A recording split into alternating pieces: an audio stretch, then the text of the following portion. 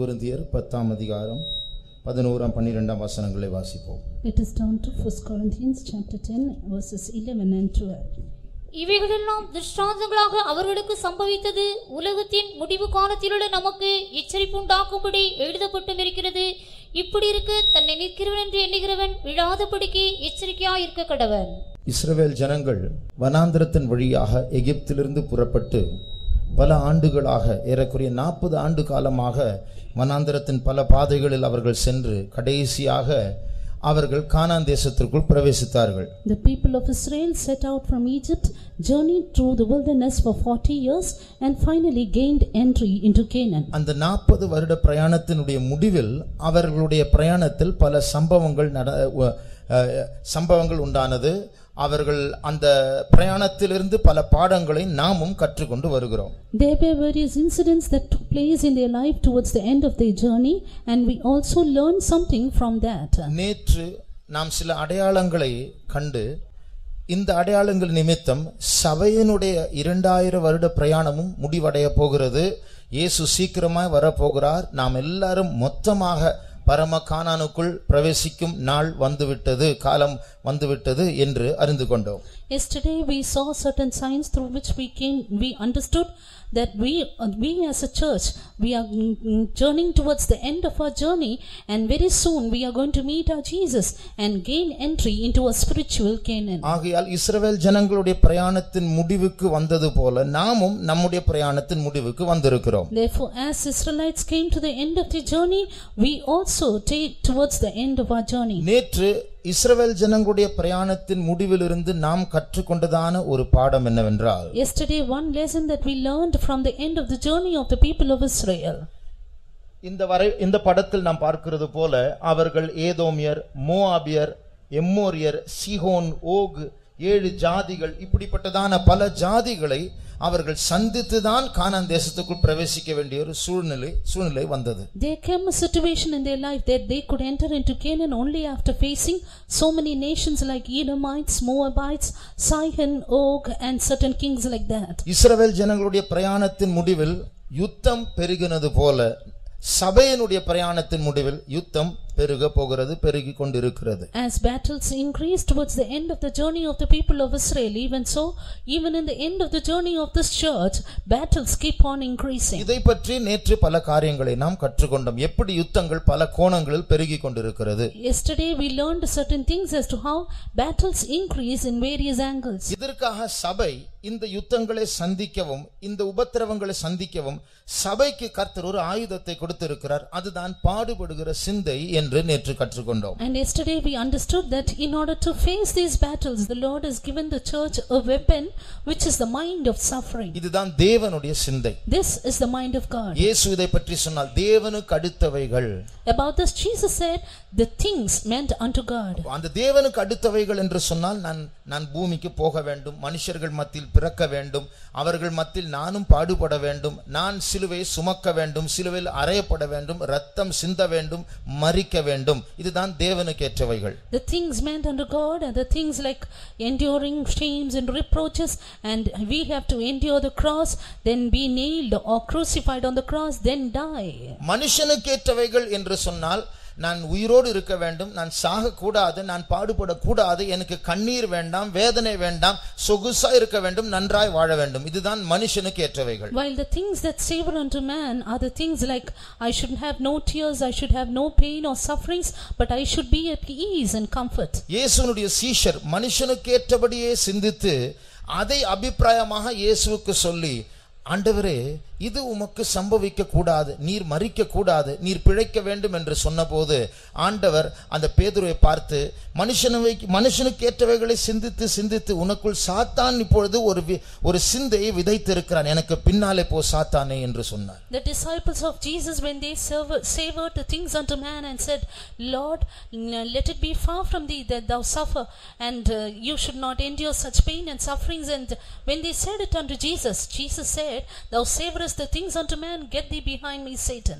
நாம் எல்லாரும் சேர்ந்து நம்முடைய பிரயாணத்தின் முடிவுக்கு வந்திருக்கிறோம். We are all come to the end of our journey. இஸ்ரவேல் ஜனங்களுக்கு நடந்தது போல நமக்கும் யுத்தம் பெருக போகிறது. Battles are going to increase as it was to the Israelites. யுத்தம் பெருகினால் தானாக வேதனைகள் பெருகும். When battles increase, pain and torment will increase. தேவனுடைய சித்தத்திற்குட்பட்ட சில வேதனைகள் உண்டு. There will be certain pain which are under God. தேவனுடைய சித்தத்திற்குள் இருக்கிற சில துக்கங்கள் உண்டு. There are certain griefs which are under the will of God. தேவனுடைய சித்தத்திற்குள் இருக்கிறதான சில கண்ணீர்கள் நஷ்டங்கள் உண்டு. There are certain tears and loss which are under the will of God. அதை நாம் சந்தித்துத்தான் ஆக வேண்டும். And we should certainly face it. தேவனுடைய சித்தத்திற்குள் இருக்கிற சில ஆபத்துகள் உண்டு. There are certain dangers which are amidst the will of God. அந்த ஆபத்தை நாம் சந்திக்க வேண்டும். And we should certainly face it. அதை சந்திப்பது ஆபத்து தான். அதை சந்திக்காமல் போனால் மரணம். We should certainly face it. If we don't face it, then it will be death. ஆகையால் அதனால்தான் ஆண்டவர் சொல்லுகிறார், தன் ஜீவனை காக்க ரட்சிக்க விரும்பி அந்த ஆபத்திற்குள் கால் வைக்காமல் ஒதுங்கி போகிறவன் அவன் பிழைப்பை தேடிதான் ஒதுங்கி போகிறான். ஆனால் அவன் பிழைக்க மாட்டான், மரிப்பான், அவன் சாவான். That is why Jesus said, he that is trying to save his life, he that is trying to be out of danger, he will only find death in his life. இதனாலதான் நாம் பாடுபட பழக வேண்டும். இந்த மாம்சம் பாடுபடுவதற்கு ஒப்பு கொடுக்க வேண்டும். That is why we should practice to suffer and yield this flesh to suffer for God. நம்முடைய ஜீவிதத்தில் இருக்கிறதான சில பாவங்கள், சில கெட்ட சுபாவங்கள் இந்த வேதனையின் ஊடாக தான் சரிபடும். அது அப்பொழுதுதான் வளர்ச்சியும் உண்டாகும். Certain sins and unclean natures in our life, they will be set right only through these sufferings. இது நிமித்தம் தான் நாம் வேதத்தில் வாசிக்கிறோம். தீமோத்தேயுவிடத்தில் பரிசுத்த பவுல் சொல்லுகிறார், நல்ல போர் சேவகனாக, கிறிஸ்துவின் நல்ல போர் சேவகனாக தீங்கு அனுபவி.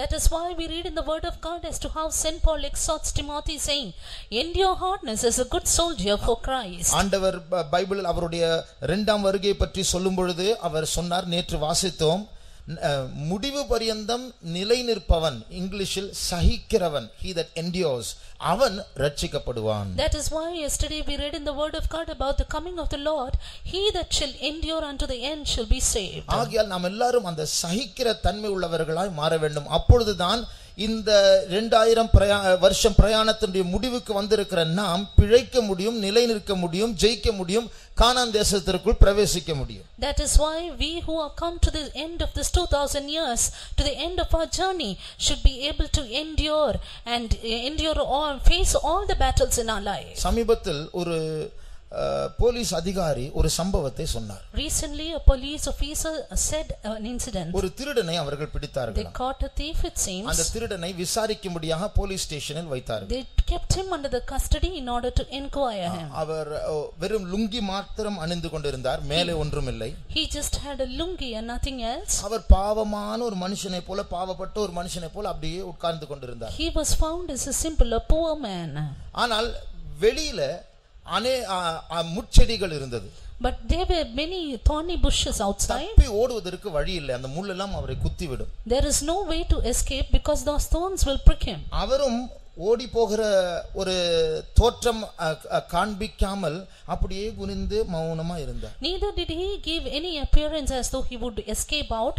He was just silent. போலீஸ்காரர் கொஞ்சம் அசதியா இருக்கும்போது திடீரென்று பறந்து விட்டார். அந்த முட்புதருக்குள் அவர் பாய்ந்து போய் விட்டார். இந்த போலீசாரால் அந்த புதருக்குள் போக முடியவில்லை. When the policemen were a little slack in their duty, he suddenly flew off and they could not find him. கண்டிப்பாக அந்த முள் அவருடைய தோலை கிழித்திருக்கும். And surely the thorns would have torn apart his flesh. ஆனால் அவர் இப்படி நடித்து ஓடாதவரை போல, பாவப்பட்ட மனுஷனை போல் உட்கார்ந்து கொண்டு இருக்கும்போது தன்னுடைய சிந்தையை பலப்படுத்தி கொண்டிருக்கார். இப்பொழுது கொஞ்சம் நேரத்தில் நான் ஓட போகிறேன், ஓடும்போது முள் என்னை கிழிக்கும், அந்த கிழிக்கிற வேதனை நிமித்தம் என் வேகம் குறையக்கூடாது, எப்படியாவது இந்த போலீஸிடத்திலிருந்து தப்பித்து ஓட வேண்டும் என்று அந்த சிந்தையை பலப்படுத்தி கொண்டே இருந்திருப்பார். But the time when he pretended before the policeman that he was a poor man, he kept on preparing his mind, saying, when I escape this place, surely the thorns will prick me, but I should not lessen or decrease my speed. அந்த சிந்தையோடு தான் அந்த முட்புதருக்குள் அவர் பாய்ந்திருப்பார். It is with this thought he would have gone through that thorny bush.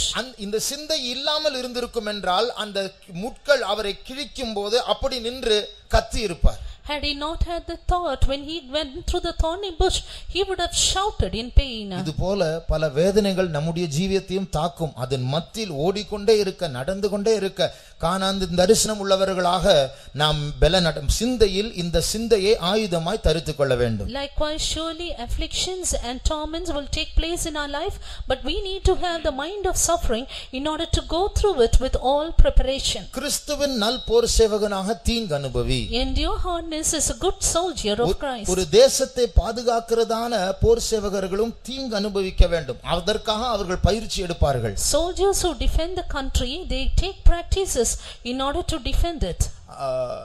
சில training, சில பயிற்சி முகாம்கள் உண்டு, private பயிற்சி முகாம்கள். அதாவது ஒரு தேசத்தை பாதுகாக்கும்படியாக பயிற்சி எடுக்கிறதான முகாம்கள். There are private training camps in order to train them to defend the country. அந்த முகாமே கொடூரமா இருக்கும். And that will be very cruel. Training எடுக்கும் பொழுதே மரிக்கலாம். Even as they take training, they would die. ஆனால் அதில் பாஸ் ஆனால் அவர்கள் தேசத்தை பாதுகாக்கக்கூடியதான ஒரு மனுஷ சேனையா மாறுவார்கள். But if they pass, then they will be one man army prevailing over the other nations. அப்போ அப்படிப்பட்டதான கொடூரமான ட்ரெய்னிங் உண்டு. There are such cruel, harsh treatments. ஒரு முறை ஒரு மெட்ராஸில் சில இந்தியாவை பாதுகாக்கிறதான சில வீரர்கள் செங்கல்பட்டிலிருந்து ஏறக்குறைய 30 கிலோமீட்டர் தாண்டி ஆபீசர்ஸ் ட்ரெய்னிங் அகாடமி OTA என்கிறதான சென்ட் தாமஸ் மவுண்டில் இடம் உண்டு. அது வரைக்கும் அவர்கள் ஓட வேண்டும். And at one time in Madras, the soldiers who were defending the country, they have to run in Madras from Chengalpet till OTA, which is at St. Thomas Mount. அவர்களுடைய தலைவர்களும் அவர்களோடு கூட ஓடுகிறார்கள். And even their leaders would run along with them. SRM college வந்தபோது, when they came near SRM college, சிலர் மயங்கி விழுந்தார்கள். some fainted away. பக்கத்தில் ஹாஸ்பிடல் இருக்கிறது. There was hospital nearby. அவர்களை நடத்தினதான மேஜர்ஸ் ஆபீசர்ஸ் என்ன செய்தார்கள் தெரியுமா? But the officers who led them, you know what they did? அவருடைய சட்டையை பிடித்து இழுத்து தூக்கி முகத்தில் தண்ணியை தெளித்து, ஒரு ஹாஸ்பிடலும் கிடையாது, நீங்க செத்தாலும் சாக வேண்டும், அங்க போய் தான் ட்ரீட்மென்ட், முதலாவது OTA போய் சேர வேண்டும் சொல்லி ஓட வைத்தார்கள். They caught hold of their shirt, they lifted them up, poured water into their face and said, no more treatments in these hospitals, you just have to run till OTA. அப்போ இவ்வளவு கொடுமையாக இவர்களுக்கு பயிற்சி இருக்கும் என்றால், தேசத்தை பாதுகாக்க வேண்டும் என்றால் இவ்வளவு கொடுமை இருக்கும் என்றால், நாம் உலகத்தை பாதுகாக்கக்கூடியவர்கள், நம்மை பாதுகாக்கக்கூடியவர்கள், சபையை பாதுகாக்கக்கூடியவர்கள், சாத்தானை ஜெயிக்க வேண்டியவர்கள், நம்முடைய ட்ரெய்னிங் எப்படி இருக்க வேண்டும்? If this should be the training for the people who defend the country, we who are called to defend ourselves, to defend the church and the truth, how much more we should practice and train our lives. இப்படிப்பட்ட கடினமான பாதையில் நாம் வளர வேண்டும் என்கிற நல்ல எண்ணத்தோடு தேவன் நம்மை நடத்தும் பொழுது, நாம் சொகுசானவர்களாய் இருந்தால் தீங்கு அனுபவிக்க மாட்டோம், ஓட்டத்தை முடிக்க முடியாது. When God leads us through difficult paths with such good intention, if we are unable to endure evil, then we cannot finish our race. வெளிப்படுத்தல் 22ஆம் அதிகாரத்தில், turning to book of Revelation chapter 22, 11ஆம் 12ஆம் வசனங்களை வாசிக்கும்போது, and verses 11 and 12, நம்மில் அநேகருக்கு அறிமுகமான 2 வசனங்களை அங்கே நாம் பார்க்கலாம். 2 verses which is more familiar to all of us. அந்த 12ஆம் வசனம் சொல்லுகிறது, இதோ நான் சீக்கிரமாய் வருகிறேன். Verse 12 says, behold, I come quickly. அந்த வருகை நாட்களில் ஜனங்கள் இரண்டாக பிரிக்கப்படுவார்கள். During the days of the coming of the Lord, people shall be parted into two. ஒரு குரூப் ஜனங்களை பற்றி அசுத்தமா இருக்கிறவர்கள் இன்னும் அசுத்தமா இருக்கட்டும். About one group of people, he that is unholy or filthy, let him be filthy still. இந்த வசனமானது பைபிளில் இருப்பது ஒரு அதிர்ச்சியூட்டும் காரியம். This verse in the Bible is something shocking. நானா இருந்தால் இயேசு சீக்கிரமா வரப்போகிறார், தயவு செய்து எல்லாரும் ஆயத்தப்படுங்கள் என்று தான் சொல்லுவேன். ஆனால் பைபிள் சொல்லுகிறது, இதோ சீக்கிரமா வருகிறேன், அசுத்தமா இருக்கிறவன் ஆயத்தப்படுங்கள் என்று, இன்னும் அசுத்தமா இருக்கட்டும். But if I were in that place, I would say Jesus is coming soon, therefore all get ready. But here it is said, he that is filthy, let him be filthy still. அதனுடைய அர்த்தம் என்னவென்றால், இதற்கு மேல் நீ தாமதம் பண்ணினால், அசதியா இருந்தால், ஆவிக்குரிய ஜீவிதத்தில் நித்திரை செய்தால், ஒரு காற்றை போல அசுத்தமானது அடித்து விடும், நீ மறுபக்கத்தில் போய் விடுவாய். It means if you wait, if you delay still more, then there will be a wind which take you away to the other side. அதே நேரத்தில் பரிசுத்தமாய் இருக்கிறவன் இன்னும் பரிசுத்தமாய் இருக்கட்டும். At the same time, he that is holy, let him be holy still. அநியாயம் செய்கிறவன் இன்னும் அநியாயம் செய்யட்டும், நீதி செய்கிறவன் இன்னும் நீதி செய்யட்டும். He that is unjust, let him be unjust still, and he that is righteous, let him be righteous ஆகிய still. ஒரு குரூப் ஜனங்கள் அவர்கள் பரிசுத்தத்திலிருந்து பரிசுத்தத்திற்கு, நீதியிலிருந்து இன்னும் நீதிக்கு அவர்கள் கடந்து செல்வார்கள். Therefore one group of people will head on from holiness and righteousness to even more of the holiness and righteousness of God. வேறொரு கூட்டம் ஜனங்கள் அவர்கள் இன்னும் அநியாயத்தில் பெருகிக் கொண்டே இருப்பார்கள். While there will be another group of people who increase their injustice. இதை நம்முடைய கண்களுக்கு முன்பாக பார்க்கலாம். And we can see it before our eyes. ஏசாயா 5ஆம் அதிகாரம் 20ஆம் வசனத்தை வாசிக்கும்போது, Turning to the book of Isaiah chapter 5 and verse 20, தீமையே நன்மை என்று சொல்லுகிற ஒரு கூட்டத்தார் இருக்கிறார்கள், நன்மையே தீமை என்று சொல்லுகிற ஒரு கூட்டத்தார் இருக்கிறார்கள். there are people who call evil as good and good as evil. வாசியுங்கள். தீமையை நன்மை என்றும் நன்மையை தீமை என்றும் சொல்லி இருளை வெளிச்சமும் வெளிச்சத்தை இருளுமாக பாவித்து கசப்பை தித்திப்பும் தித்திப்பை கசப்பும் என்று சாதிக்கிறவர்களுக்கு ஐயோ. இவர்கள் தான் நியாயத்தை புரட்டுகிறவர்கள். These are the one who pervert judgment. இவர்கள் தான் அநியாயம் செய்து அந்த அநியாயத்தை நியாயம் என்று சொல்லுகிறவர்கள். These are the ones who work injustice and say it is just. இவர்கள் தான் இருளின் கிரியைகளை நடப்பித்து இது நல்லது என்று சொல்லுகிறவர்கள். These are the ones who have the work of darkness and say it is good. அதை செய்வது மாத்திரமல்ல, நன்மை செய்கிறவர்கள் இவர்கள் தாக்குவார்கள். Not only that they say it, they even attack those ones who do good. இது இன்றைக்கு பூமியில் நடந்து கொண்டிருக்கிறது. இதை பற்றி ஒரு பெரிய பிரசங்கமே பண்ணலாம். This is happening today in the world and we can give a long sermon about it. ஆகையால் பிரயாணத்தின் முடிவுக்கு வந்திருக்கிறதான நம்மை, வெளிச்சத்தில் இருக்கிறதான நாம், நீதி செய்ய வேண்டும் என்று முயற்சி செய்கிறதான நம்மை அநியாயம் தாக்க போகிறது. Therefore we who are in light, we who are coming to the end of our journey, we who try to do evil, try to do good, and injustice or filthiness is going to attack us. நீதியிலிருந்து இன்னும் நீதி செய்ய வேண்டும் என்று நாம் சிந்திக்கிறோம். We think that we have to do more righteousness from righteousness. ஆனால் இன்னும் அநியாயம் செய்ய வேண்டும் என்று சிந்திக்கிற அந்த ஜனங்களுடைய அநியாயம் இன்னும் நீதி செய்ய முயற்சி செய்கிறவர்களை தாக்கும். But the injustice of those who work more and more injustice will attack the people who want to live more righteous. ஆகையால் இயேசுவினுடைய நியாயம், அவர் தம்மை தாழ்த்தும் போது அவருடைய நியாயம் அவர் விட்டு எடுக்கப்பட்டது என்று வேதத்தில் வாசிக்கிறது போல, நமக்கும் இந்த பூமியில் நியாயம் கிடைக்காது. When we read about Jesus in his humiliation, his judgment was taken away, so also in this earth we will have no justice. ஆகையால் நியாயம் இல்லாமல் கிறிஸ்தவர்களுக்கு, தேவனுடைய பிள்ளைகளுக்கு, பரிசுத்தத்தில் வளர்கிறவர்களுக்கு நியாயம் இல்லாமல் போகிற நேரத்தில் அந்த தீங்கை ஏற்றுக்கொள்ள நம்முடைய மனதை ஆயத்தப்படுத்த வேண்டும். Therefore in this time when the Christians and the people of God have no more justice upon the earth, we have to prepare our minds to endure that. இன்றைக்கு நாம் என்ன பிரசங்கம் பண்ணுகிறோம்? And what do we preach today? இயேசுவை போல சத்துருக்களை நேசிக்க வேண்டும். We have to love our enemies like Jesus. இயேசுவை போல நமக்கு தீங்கு செய்கிறவர்களை மன்னிக்க வேண்டும். Forgive them that do evil as Jesus did. மனுஷர்கள் மத்தியில் நமக்கு யாரும் சத்துருக்கள் கிடையாது. And we have no enemies among men. இதுதான் நாம் செய்கிற பிரசங்கம். This is the sermon that we give today. இயேசு நானே வழியும் சத்தியமும் ஜீவனுமாய் இருக்கிறார், ஆகையால் இயேசுவை இரட்சகராய் ஏற்றுக்கொள்ளுங்கள். அவர் ஒரு தீமையான காரியத்தை செய்யவும் இல்லை, பிரசங்கம் பண்ணவும் இல்லை, அவர் ஏற்றுக்கொள்ளுங்கள் என்று சொல்லுகிறோம். We say Jesus the way, the truth and the life. He has done no injustice. He is holy, therefore accept him, we say. ஆனால் இயேசு என்ன சொன்னார்? But what did Jesus say? என் நாமம் நிமித்தம் எல்லா மனுஷர்களால் நீங்கள் பகைக்கப்படுவீர்கள். Ye shall be reproached of all men for my name's sake. அவனை போட்டு அடி, இவனை விடாத, கொலை செய் என்று நாம் பிரசங்கம் பண்ணினால் பகைக்கப்படுவதற்கு காரணம் உண்டு.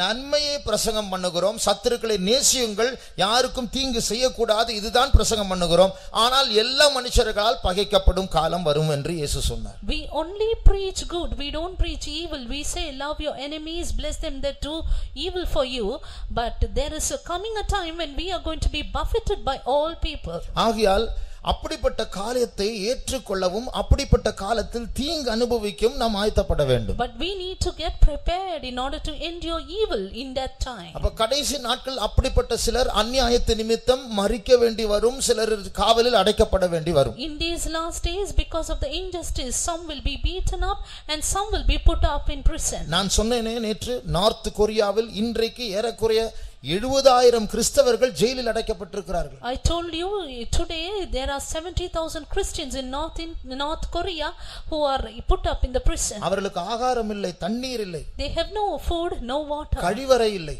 no sanitary பிள்ளைகளை facilities. பார்த்து எத்தனை வருடங்கள் ஆகிறது. Long years before they save the children. அடுத்தது எப்படி வெளியே வர முடியும் என்று அவர்களுக்கு தெரியாது. And they do not know how to have an escape. என்றைக்கு அவருடைய மரண நாள் என்று தெரியாது. They do not know the day of their death. அவர்கள் மத்தியில் சிலர் இயேசுவை மறுதலித்து மறுபடியும் வெளியே வருகிறவர்கள் உண்டு. Among them there are people who deny the name of Jesus and come out of the prison. அப்படி குடும்பத்தையும் பார்க்க முடியாதபடிக்கு பிரிக்கப்பட்ட சூழ்நிலையிலும் இயேசுவையே பற்றிக்கொண்டு மரிக்கிறவர்களும் உண்டு. While there are the people who are ready to take up death in their lives, not seeing their families for long years. ஆகையால் அதே போல நாமும் அந்த நல்ல ஒரு தைரிய சிந்தை உள்ளவர்களாக மாற வேண்டும். Therefore we also need to be emboldened and have a bold mind. இதுதான் நேற்று நாம் படித்ததான முதலாவது பாடம். This is the first lesson that we learned yesterday. இரண்டாவது நாம் படிக்க போகிற பாடம், The second lesson that we are going to learn, இஸ்ரவேல் ஜனங்கள் ஒரு பெரும் கூட்டமாக அவர்கள் இந்த வனாந்தரம் வழியாக போய் கொண்டிருக்கிறார்கள். the people of Israel as a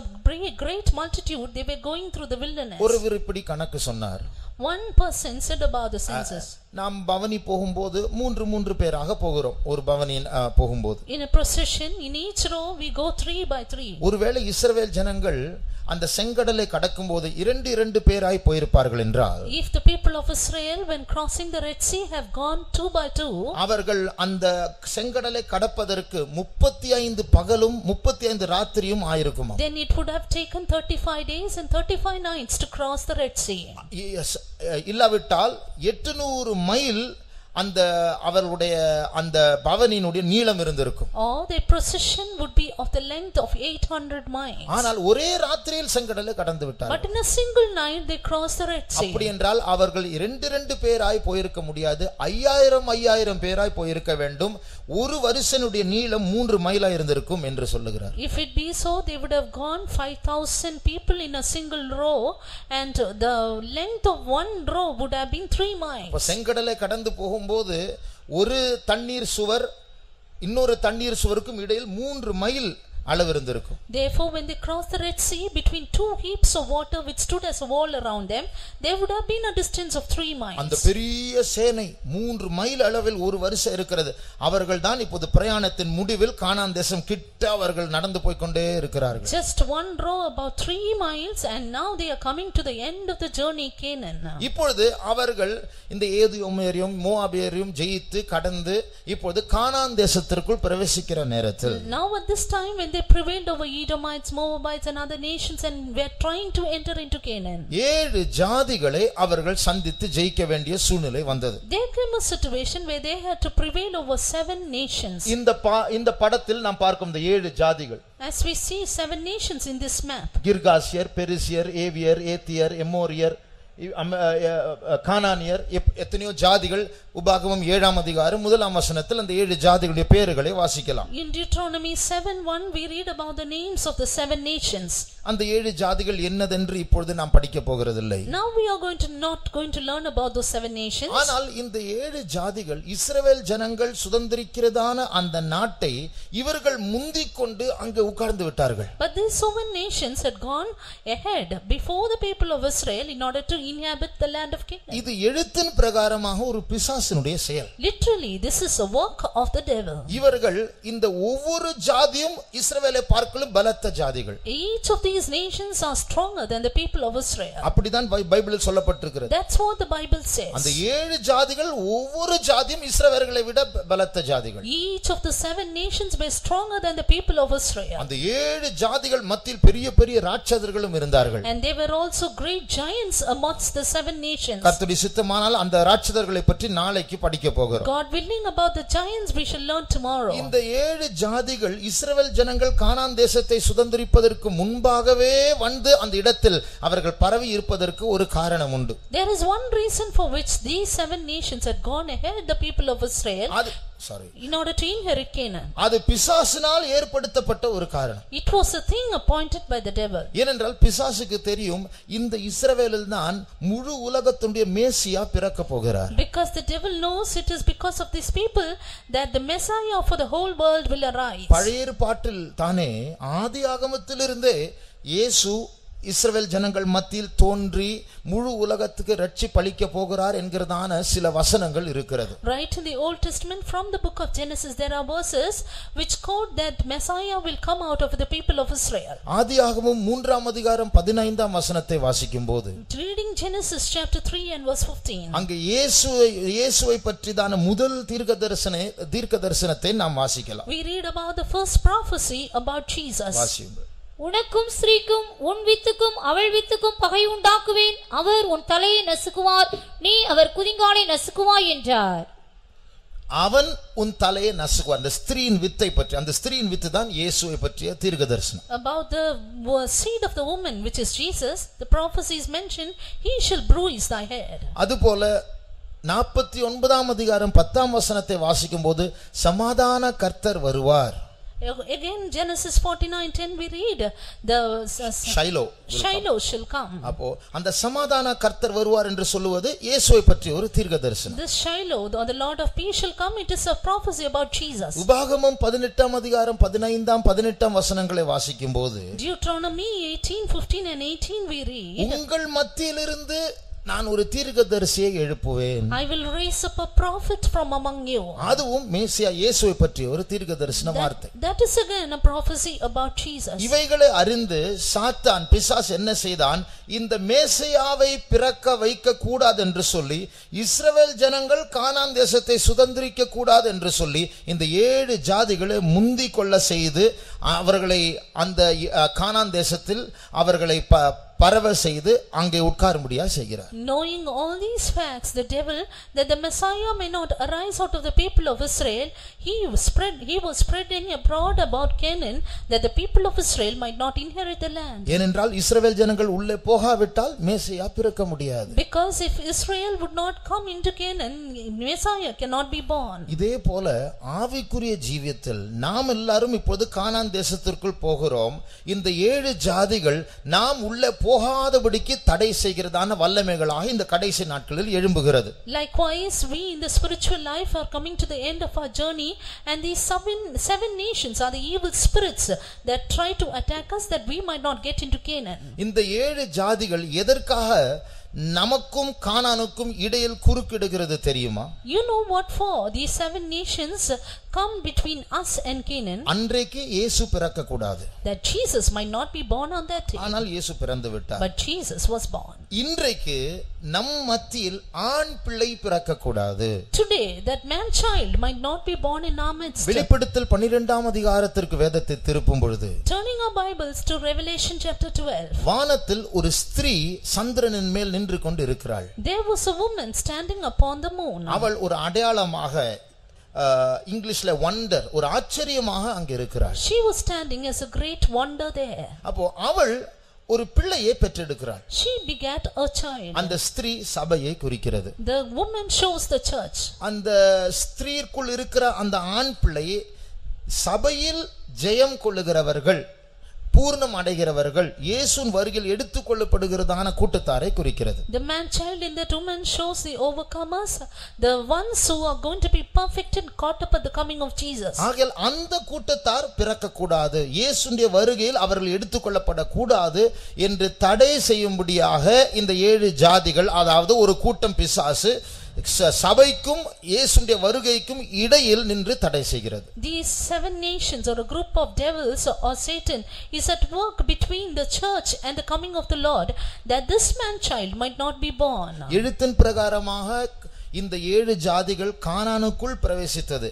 ஆனால் ஆவிக்குரிய பிரகாரமாக பரம கானானுக்குள் இந்த ஜாதிகள் பிரவேசிக்க முடியாது. ஆகையால் அது வெளியே வந்து நமக்கும் புதிய எருசலேமுக்கும் வருகைக்கும் இடையில் நின்று தடை செய்ய முயற்சி செய்யும். Literally the 7 nations had gone to the people of Israel, but now the 7 nations cannot get into the the spiritual Canaan, but they remain between us and the coming of the Lord. ஆகையால் இந்த ஆவிக்குரிய பிரயாணத்தில் நாம் கற்றுக்கொள்ளுகிற பாடம் என்னவென்றால், Therefore, what is the lesson that we learn in the spiritual journey? அந்த 7 ஜாதிகள் மேசியா பிறக்காதபடிக்கு தடை செய்ய முயற்சி செய்தது போல, as these 7 nations hindered that Messiah might not be born among Israel, சபை ஜெயம் கொள்ளுகிறதான பூர்ணமாக்கப்பட்டதான ஒரு கூட்டத்தார் இயேசுவின் வருகையில் எடுத்துக்கொள்ளப்பட கூடாதபடிக்கு தடை செய்யும்படியாக இந்த கடைசி நாட்களில் நம்முடைய பிரயாணத்தின் முடிவில் சில தீய சக்திகள் எழும்பும். we are that woman, we are the church, and so that Messiah or the man-child might not be born from among us, there will be powers trying to hinder us and trying to attack us. இந்த 7 ஜாதிகளை நாம் பிரயாணத்தில் எங்கேயாவது இஸ்ரவேல் 40 வருட பிரயாணத்தில் பார்க்க முடியாது. We cannot see these 7 nations all the way the people journeyed in the wilderness. அந்த 40 நாள் பிரயாணங்கள் அவர் இந்த 7 ஜாதிகள் இல்லை.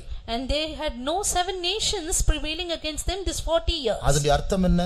What does it mean? இந்த ஜாதிகள் அங்கே முன்பதாகவே போய் கானான் தேசத்தில் உட்கார்ந்து இவர்கள் உள்ளே வராதபடிக்கு தடை செய்யும் ஒரே வேலை இந்த ஜாதிகளுக்கு இருக்கிறது. The only work of these nations that they might go ahead the people of Israel and inhabit Canaan, that they might not enter into Canaan. அதனுடைய ஆவிக்குரிய அர்த்தம் என்ன? What is the spiritual meaning of it?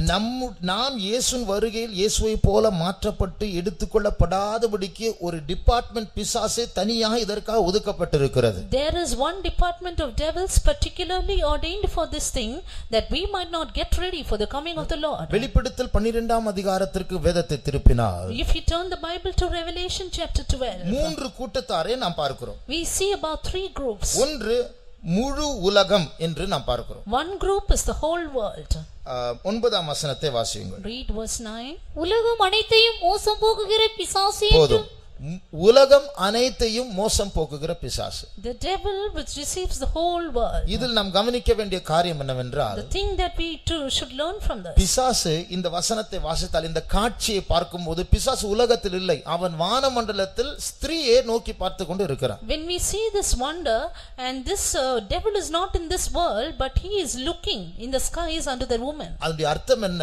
இந்த உலகத்தை நேரடியாக கண்காணிக்க தேவையில்லாமலே உலகத்தை மோசம் போக்குகிறார். That is, without directly overseeing this world, he is deceiving the whole world. இந்த உலகத்தில் உள்ளதான ஞானிகளையும் பொதுமக்களையும் ஏமாற்றுவது அவ்வளவு எளிதான காரியம் பிசாசு. அவன் அங்க இருக்க வேண்டிய அவசியம் இல்லை. Because it is very easy for the devil that even he not being here, he can deceive the wise men of this world. இன்றைக்கு முழு உலகம் ஒரு பெரிய வஞ்சகத்தில் மூழ்கி இருக்கிறது. இன்னும் ஒரு பெரிய கொடிய வஞ்சகம் வந்து கொண்டிருக்கிறது என்று வேதம் சொல்லுகிறது. The whole world is under deception today, and yet a terrible deception is yet to come, says the Bible. அந்த கொடிய வஞ்சகம் பல கோணங்களில் பல விதத்தில் வந்து கொண்டிருக்கிறது. That terrible deception is coming towards us in various angles. எல்லா துறைகளிலும் பிசாசு புகுந்து விட்டான். And the devil has crept into every department. படிப்பில், in studies, மருத்துவத்திற்குள், in medical sciences, ஸ்போர்ட்ஸ்க்குள், in sports, திரைப்பட துறைக்குள், in the cinema field, இசை துறைக்குள், in music field, எல்லாவற்றுக்குள் அவன் புகுந்து விட்டு இப்பொழுது அது ஒரு பொழுதுபோக்கை போல ஜனங்களை சந்தோஷப்படுத்துகிற காரியங்களை போல இருக்கிறது. முன்னேற்றம், தொழில்நுட்ப முன்னேற்றம் என்று காட்சி அளிக்கிறது. ஆனால் சில நாட்கள் பிறகுதான் அதற்குள் மறைந்திருக்கிற பிசாசு வெளிப்பட போகிறது. He has crept into every field that we see in this world as though it is a piece of entertainment, but very soon we are going to find out the deception in it. இப்போ நம்ம கையில் இருக்கிற mobile phone கூட அதிலும் பிசாசு வெளிப்பட போகிறது. Even the devil is going to appear in the mobile phones we have in our hand. ஆனால் அதுவரைக்கும் வசதிகள் பெருகிக் கொண்டே இருக்கும். இன்னும் அதிகமாக வசதிகள் பெருகும். சமீபத்தில் கேள்விப்பட்டேன், சில மொபைல் போன் இப்போது கண்ணாடியோடு கூட வருகிறதா. அந்த கண்ணாடியை போட்டு அந்த மொபைல் போனை கண்ணாடிக்குள் வைத்தால் பார்க்கிற காட்சிகளை 3 டைமென்ஷனாக 3D ஆக பார்க்கலாமா. And there are mobile phones, I heard about it, that it comes along with a mirror, that if when you have it, glasses, spectacles, glasses, or with the specs, when you look at it with that, you can look in 3Ds. அப்போ இது வசதி கூடிக்கொண்டே இருக்கிறது, இன்னும் வாங்க தோன்றுகிறது. ஆனால் இதனுடைய முடிவு பேய்த்தனமான முடிவாய் மாறப்போகிறது. Conveniences, comforts keep on increasing. We try to take it, but finally it becomes devilish. இதுதான் கொடிய வஞ்சகம். This is the terrible deception. இந்த பிசாசு தான் உலகத்தை கண்காணிக்காமல் தானே முழு உலகத்தை மோசம் போக்கி கொண்டிருக்கிறார். That is how even without overseeing the world he is deceiving the whole world. இதுதான் வெளிப்படுத்தல் 12ஆம் அதிகாரத்தில் நாம் பார்க்கிறதான முதல் கூட்டத்தார். That is the first group we see in Revelation chapter 12. இரண்டாவது ஒரு கூட்டத்தாரை பார்க்கிறோம். The third group, வானத்தில் இருக்கிற நட்சத்திரங்கள்.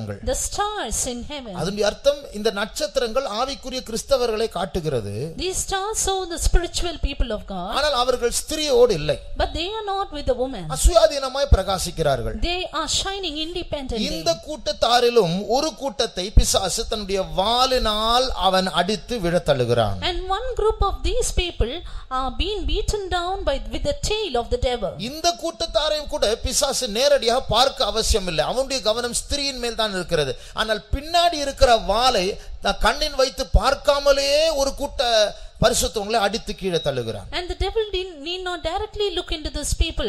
He only pays his attention towards the woman.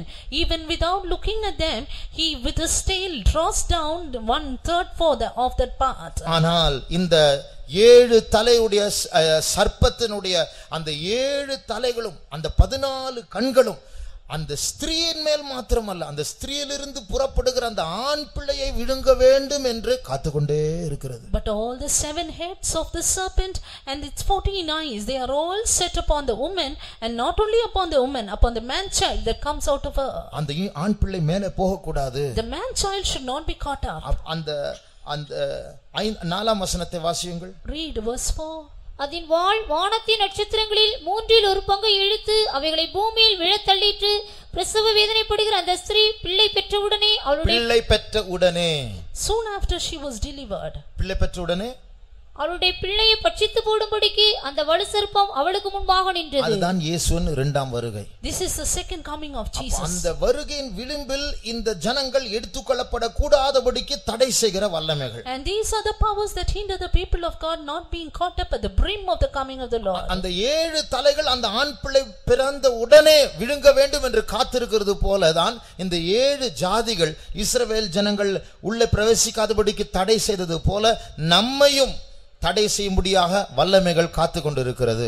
As these 7 nations tried to prevent the people of Israel from entering into Canaan, these 7 heads of the serpent are looking towards to devour the man child, and so is the devil working against us. நீங்கள் கேள்விப்பட்டிருப்பீர்கள், சென்னையில் சில மாதங்களுக்கு முன்பாக ஒரு புதிய Lucifer mission என்கிறதான ஒரு சபையை ஒருவர் ஆரம்பித்தார். You would have heard about a man newly starting a Lucifer mission at Chennai. வேறு சபையில் உள்ள ஒரு பாஸ்டர் அவரோடு பேசிக் கொண்டிருந்தார் போனில். A pastor from another church was speaking to that man over phone. அந்த போன் செய்தி நீங்களும் கேட்டிருக்கலாம். And you would have heard about that message. அந்த பாஸ்டர் அதை ரெக்கார்ட் பண்ணி விட்டார். The pastor recorded it. அப்போ அந்த பாஸ்டர் கேட்ட ஒரு கேள்வி. One question that the pastor asked. உங்களுடைய திட்டம் என்ன? இந்த சபை ஆரம்பித்த நோக்கம் என்ன? What is your plan to start this mission? அவர் சொன்ன 3 காரியங்களை சொன்னார். And he said 3 things. யாரும் கிறிஸ்தவர்களாய் மாறக்கூடாது. Nobody should become Christians. கிறிஸ்தவர்கள் மத்தியில் உள்ள வாலிபர்களை கெடுக்க வேண்டும். And we should corrupt the young ones, the youths in the Christians. மூன்றாவது, எங்களுக்கு இந்த சாதாரண கிறிஸ்தவர்கள் எல்லாம் பிரச்சனை கிடையாது.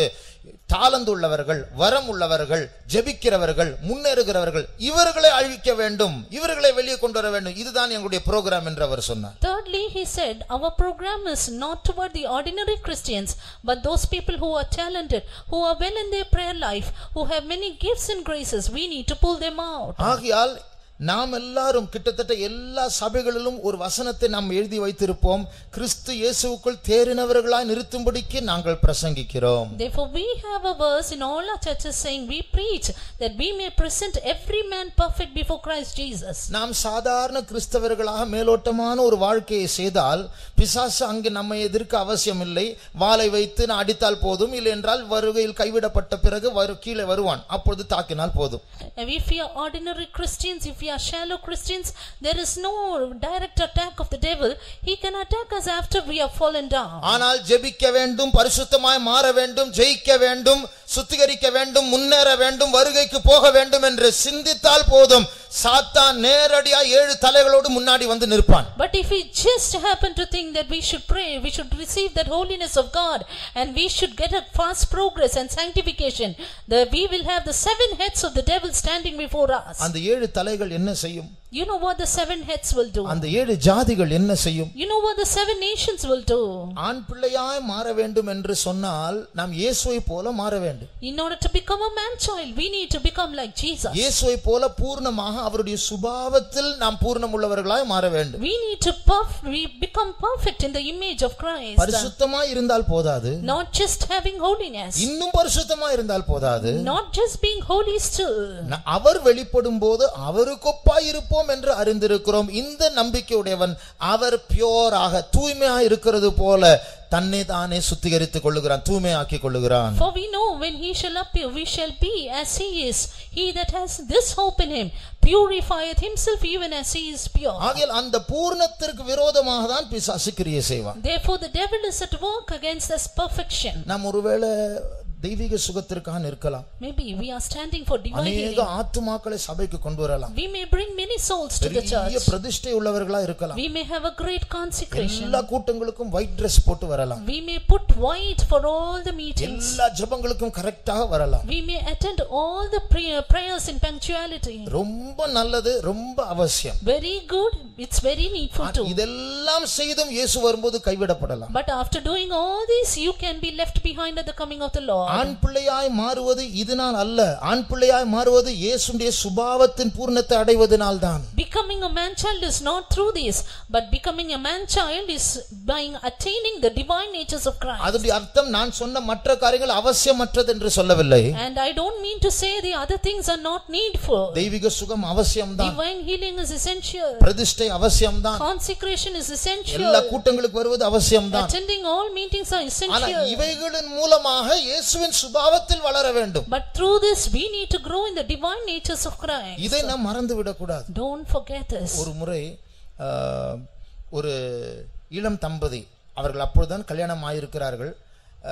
பாஸ்டர் டியூ தாமஸ் அவர்களை, நம்முடைய முன்னாள் தலைமை பாஸ்டர் அவர்களை பார்க்க சென்றார்கள். Once a new couple, they went to see our late chief pastor, Pastor T.U. Thomas. அப்போ அந்த புருஷன் சொன்னார், பாஸ்டர் நான் வெளிநாட்டில் இருக்கிறேன், என் மனைவியும் சீக்கிரமாக விசா கிடைக்கணும், என்ன ஜாயின் பண்ணணும், அதற்காக ஜெபித்துக் கொள்ளுங்கள் என்று சொன்னார். Then the husband said, Pastor, I am in foreign country and my wife should soon get the visa to join me to that country. உடனே பாஸ்டர் சொன்னார், don't pray for that. அதற்காக ஜெபிக்க வேண்டாம், அது கர்த்தர் பார்த்துக் கொள்வார், உன்னுடைய சுபாவ வளர்ச்சிக்காக ஜெபி என்று அவர் சொன்னார். Then soon Pastor T.U. said, don't pray for that, you pray for the growing of divine natures in you. அப்போ இதுதான் இந்த காலத்தில் பிரயாணத்தின் முடிவில் வந்திருக்கிறதான நமக்கு நம்முடைய பிரேயர் லிஸ்ட் ஒன்று இருக்குமே, அதுல முதல் குறிப்பு, மென்மையான குறிப்பு, முக்கிய குறிப்பு, ஆண்டவரே என்னை உம்மை போல மாற்றும். Therefore the first and preeminent, the primary point in all our prayer points is, Jesus, make me as you are. இந்த குறிப்பை மறந்துவிட்டு மற்ற எந்த குறிப்பை முதலிடத்தில் வைத்தால் நம்முடைய பிரயாணத்தின் வேகம் குறைந்திருக்கிறது என்று அர்த்தம், அல்லது வேற எங்கேயோ போய் கொண்டிருக்கிறோம் என்று அர்த்தம். Forgetting this point, if we have any other point in the first, then it means the speed of our journey has reduced, or else we are journeying somewhere else. இயேசுவுடைய மனவாட்டியாக மாற வேண்டும் என்றால், to become the bride of Jesus, அந்த ஜெயம் கொண்ட ஆண் பிள்ளையாய் மாறி இயேசுவோடு கூட சிங்காசனத்தில் உட்கார வேண்டும் என்றால், to become the overcoming man child and to be seated in the throne with Jesus. இயேசு அவருடைய மனவாட்டியை பார்த்து என் சகோதரியே, என் மனவாளியே என்று சொல்லுகிறார். Jesus looking at that bride, he said, my sister, my spouse. அப்போ என் சகோதரி, என் மனவாட்டியை பார்த்து என் சகோதரி என்று ஏன் சொல்லுகிறார்? Why did he call the bride as his sister? ஏனென்றால் அவளுடைய முகமும் அவருடைய முகமும் ஒரே மாதிரி இருக்கிறது. Because her face and his face are the same. அவர்கள் இரட்டை பிள்ளைகளை போல. They were like twins. சுபாவத்தில் அந்த மனவாட்டி வளர்ந்து வளர்ந்து வளர்ந்து வளர்ந்து இப்பொழுது இயேசுவின் முகமும் அவளுடைய முகமும் ஒரே ஒன்று போல் இருக்கிறது. The bride has grown in the divine natures of Christ, so that now her face and the face of Jesus are the same. இயேசுவின் மனவாட்டியாக நாம் மாற வேண்டும் என்றால் இதற்காக நாம் முயற்சி செய்ய வேண்டும், இதற்காக ஜெபிக்க வேண்டும், இதற்காக உபவாசம் எடுக்க வேண்டும், இதற்காக அழ வேண்டும். If we should become the bride of Christ, then we need to cry for this, we need to pray and fast for the same. ஒரு முறை ஊழியக்காரர்களாகிய நாங்கள் சிலர் பாஸ்டர் அவர்களை இதே பாஸ்டர் டி தாமஸ் அவர்களை பார்க்க சென்றோம். Once we the workers we went to see the same pastor T Thomas. அவர் சொன்னார், நீங்க கம்பிக்காக மண்ணுக்காக செங்கலுக்காக தயவு செய்து உங்களுடைய ஜெபங்களை பாயிண்ட் சொல்லி ஜெபிக்காதீங்க, பரிசுத்தத்திற்காக ஜெபம் பண்ணுங்க. நீங்க இப்படி ஜெபிச்சு பாருங்க, ஞாயிற்றுக்கிழமை கடல்ல இருக்கிற மீனுக்கு தண்ணீருக்கு பற்றாக்குறை இல்லாதது போல உங்களுக்கு வெளிப்பாடு தண்ணீரை போல் கடலில் இருக்கிற தண்ணீரை போல் வரும் என்று சொன்னார். Then pastor said at no time pray for any bricks or sand or steel rods, but instead pray for holiness. Then as the fish lacks no water in the ocean, then you will lack no revelations during the Sundays. ஆனால் இப்படி ஜெபிக்கும்போது அந்த 7 ஜாதிகள் தலை தூக்கி நம்மை தாக்க வரும். But when you pray like this, the 7 heads will lift up its head against us. ஆனாலும் நாம் இந்த முயற்சியை விடக்கூடாது. But then we should not fail in this attempt. அந்த 7 ஜாதிகளை விட பலத்த தேவன் நம் மத்தியில் இருக்கிறார், நம்மோடு கூட இருக்கிறார், நம்மை நடத்தும்படி அவர் முன்னேறி சென்று கொண்டிருக்கிறார். Our God mightier than these 7 heads, 7 nations is in our midst. He is mightier than all these powers to get us the victory. ஆகையால் இந்த 7 ஜாதிகளுடைய ஜெயம் நம்மை தாக்கும் பொழுது எங்கே இருக்கிறது தெரியுமா? நம்முடைய சுபாவத்தில் தோல்வி வரும்போது தான் அது ஜெயிக்கிறது. Therefore when these 7 nations attack us, their victory is when we fail in the divine natures of Christ. ஒரு சின்ன காரியம் போதும், இயேசுவை போல நாம் மாறாதபடிக்கு மற்ற எல்லா காரியங்கள் தேறினவர்களாய் இருந்து ஒரே ஒரு காரியத்தில், சிறிய ஒரு காரியத்தில் நாம் தோல்வி அடைந்தால் இயேசு வரும்போது கைவிடப்படுவோம். A little failure in our divine natures of Christ is enough. When Jesus appears, we will be left behind. ஒரு முறை ஒரு ஊழியக்கார சகோதரி ஒரு சொப்பனத்தை கண்டார்கள். Once a worker sister saw a dream. அதில் அந்த சொப்பனத்தை பார்ப்பதற்கு முன்பாக ஒரு காரியம் நடந்தது. Even before she saw the dream, a thing happened. அவர்களுடைய சிஸ்டர் சைடுல ஒரு ரூம்ல அந்த ஷெல்ஃப் பைபிள் புக் எல்லாம் வைக்கிறதா அந்த ஷெல்ஃப்ல கொஞ்சம் சில்லறை இருந்தது. In the room, in the sisters' quarters, in the shelf, there were few coins. யார் வைத்தார்கள் என்று தெரியாது. Don't know who kept it. அது unclaimed ஆக அங்க பொதுவான இடத்தில் இருந்தது. It was unclaimed in a common place. அப்போ அதை எடுத்து ஒரு சின்ன பையனை கூப்பிட்டு இங்க வா, ஒரு பொருளை வாங்க முடியும், அந்த சில்லறை எடுத்து கொடுத்து வாங்க சொன்னார். She called a little boy, gave that coins and said, buy this object for me. அன்றைக்கு ராத்திரியோ அடுத்த ஒரு சில ராத்திரிகள் கழித்தோ அவர்கள் ஒரு சொப்பனத்தை கண்டார்கள். I think she saw the dream that night or some nights afterward. இயேசு வந்து விட்டார். That Jesus had come. எல்லாரும் பறக்கிறார்கள். Everyone were flying. இந்த சகோதரியும் பறந்து விட்டார்கள். This sister also flew away. மத்திய ஆகாயத்தில் திடீரென்று ஒரு சிந்தை வந்தது, நான் சில்லறை எடுத்து விட்டேன். அதை சிந்தித்த உடனே கீழே விழுந்து விட்டார்கள். But in the midair suddenly she had the thought, I took those coins that day, and she fell down. அழுது அடுத்த நாள் ஊழியக்கார கூட்டத்தில் சாட்சியாய் சொன்னார்கள். The very next day in the workers meeting she cried and told this testimony. சில்லறை எடுத்தால் வருகையில் கைவிடப்படுவோம் என்றால் அவர்கள் கொஞ்சமாவது பறந்து விழுந்தார்கள், நாம் பறக்க ஆரம்பிக்கவே மாட்டோம். If just taking the coins she flew for some extent and then fell down, we will not fly at all. ஆகையால் இன்னும் அதிகமாய் வேகமாய் ஓட வேண்டிய நாட்கள் வந்திருக்கிறது. Therefore we are come to the time we have to run with greatest speed. இப்போ ஊழியக்காரனாக என்னை எடுத்துக்கொண்டால், consider me the worker. Zion என்றால் என்ன என்று யாராவது என்னிடத்தில் கேட்டால், if anyone would ask me what is Zion, அநேக பிதாவின் வீட்டில் அநேக வாசஸ்தலங்கள் உண்டு, புதிய பூமி, புதிய வானம், புதிய எருசலேம். அந்த புதிய எருசலேமில் ஒரு முக்கியமான இடம் உண்டு, அதுதான் சியோன், அதுதான் முழு நித்தியத்தினுடைய தலைநகரம். அங்கதான் 144,000 ஊழியக்காரர்கள் இருப்பார்கள். இப்படிதான் நான் வர்ணிப்பேன். I would just describe it saying, in my father's house there are many mansions, new earth, new heaven, new Jerusalem, and Zion is the capital city where we'll have 144,000. அவர்கள் மெல்கிசேதேக்கின் முறைமையின்படி தேர்ந்தெடுக்கப்பட்ட பிரதான ஆசாரியர்கள், தகப்பன் இல்லை, தாய் இல்லை, வம்சவரலாறு இல்லை, ஜீவியத்தையும் வீட்டையும் எல்லாவற்றையும் அவர்கள் பிரதிஷ்டை செய்து தனியாக இயேசுவை நேசிக்கும்படியாக புறப்பட்டு வந்தவர்கள். They are the priests after the order of Melchizedek. They have come as individual people, loving Jesus, forsaking their father, mother, and with a consecrated life. இதுதான் உபதேசம். இது 100% சரி. This is the doctrine. It is 100% right. ஆனால் இயேசு எப்படி விளக்கினார் தெரியுமா? But you know how Jesus described it. ஒரு குழந்தையை கையில் எடுத்து, He took a little child in his hands. இந்த குழந்தையை போல தாழ்த்துகிறவன் தான் பரலோகத்தில் மிகப்பெரியவனாக, greatest அப்படின்ற ஆங்கிலத்தில் மிகப்பெரியவனாய் இருப்பான். And he said, he that humbleth himself shall become the greatest in the kingdom of heaven. அந்த greatest தான் Zion. And that greatest is Zion. அவர் சுபாவத்தின் அடிப்படையில் தான் சியோனை விளக்குகிறார். Therefore Jesus describes Zion on the basis of character. அப்ப அதே போல தான் நாம் சியோனை மாற வேண்டும், சியோனுக்கு போக வேண்டும் என்றால் எல்லாரை விட அதிக தாழ்மை உள்ளவர்கள் தான் சியோன் என்று இயேசு விளக்குனது போல நாமும் வளர முயற்சி செய்ய வேண்டும். Therefore as Jesus described all that are humble more than others, they are the greatest in Zion. We should describe it to others also. நான் எல்லாவற்றையும் விட்டு வந்து விட்டேன், நான் கல்யாணம் பண்ணவில்லை என்று நான் மேன்மை பாராட்டி பிரயோஜனம், அந்த பிரதிஷ்டை எனக்குள் பெருமையா மாறக்கூடாது. There is no use of being proud saying I have left, consecrated everything for the sake of Jesus. This boasting will become my fall. ஆகையால் இயேசுவுடைய சுபாவத்தில் அவர் ஜெயித்தது போல நாமும் ஜெயிக்க வேண்டும். But we should overcome even as Jesus overcame in his natures. இயேசு எப்படி ஜெயித்தார்? How did Jesus overcome? அவருடைய யுத்தமே வித்தியாசமானது. His battle itself was different. அவர் யுத்தம் செய்த விதமே வித்தியாசமானது. The way he battled was different. அதாவது வெளிரங்கமாக பார்த்தால் அவர் யுத்தம் செய்த விதத்தை கோழைத்தனம் என்று தான் சொல்ல வேண்டும். Outwardly the way he waged war was something like a cowardness. அதாவது அவர்கள் துப்புகிறார்கள், சவால் விடுகிறார்கள், பரியாசம் பண்ணுகிறார்கள், அவர் மௌனமாக இருக்கிறார். They spat at him, they challenged him, they mocked at him, but he was silent.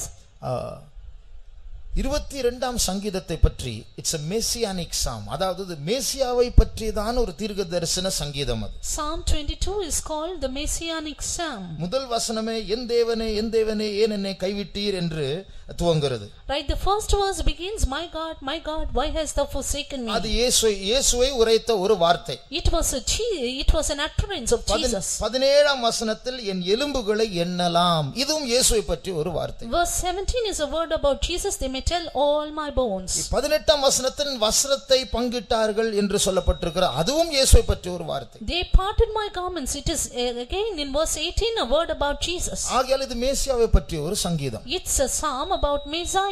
இந்த மேசியாவை பற்றிய சங்கீதத்தில் பல மிருகங்களை நாம் பார்க்கிறோம். And we see about various animals, beasts in this psalm. சிங்கத்தை பார்க்கலாம், We see lions, நாயை பார்க்கலாம், we see the dog, காண்டாமிருகத்தை பார்க்கலாம், we see the unicorn, பாசானின் எருதுகளை நாம் பார்க்கலாம். we see the bulls of Bashan. அப்போ இப்படிப்பட்ட மிருகங்கள் எதை காட்டுகிறது? And what does these beasts show? இயேசு சிலுவையில் தொங்கிக் கொண்டிருக்கும் பொழுது அதரிசனமான உலகத்தில் வேறு மண்டலத்தில் தீய சக்திகள் இயேசுவை சூழ்ந்திருந்ததை காட்டுகிறது. When Jesus was hanging upon the cross, in the atmosphere around him there were evil things which are invisible. ஆகையால் இந்த தீய சக்திகள் இயேசுவை சூழ்ந்திருந்தது. இந்த தீய சக்திகள் இயேசு ஒரு தவறான வார்த்தையை பேசும்படியாக வகை தேடி காத்து கொண்டிருக்கிறது. These evil spirits surrounded Jesus and they were waiting to devour if he would say something. இயேசுவுடைய பூரணத்திற்கு மாறான ஒரு காரியம், ஒரு வார்த்தை, ஒரு சிந்தை, ஒரு எழுச்சி பொங்குமா வருமா என்று காத்து கொண்டிருக்கிறது. Will Jesus have a word, a thought or anything against the mind of God? ஆனால் இயேசு ஒரு தவறான வார்த்தையும் பேசவில்லை. But Jesus did not speak a wrong word. வெளிரங்கமாய் பார்த்தால் ஒரு பெரிய தோல்வி, ஒரு பெரிய மௌனம், ஒரு பெரிய வெட்கத்துக்குரியதான காரியம். For an outward look it was a defeat, it was a matter of shame. ஆனால் அதரிசனமான உலகத்தில் பார்த்தால், But in the invisible world, அங்க இருக்கிற கடந்து போகிற ஜனங்களை மற்றவர்களை ரட்சித்தார், இவர் தன்னை தானே ரட்சிக்க முடியவில்லை என்றால் தலை குலுக்கி அவர்கள் போய்விடுகிறார்கள். the passers-by nodded at him saying, he saved others but he cannot save நீ himself. இஸ்ரவேலின் ராஜா தானே,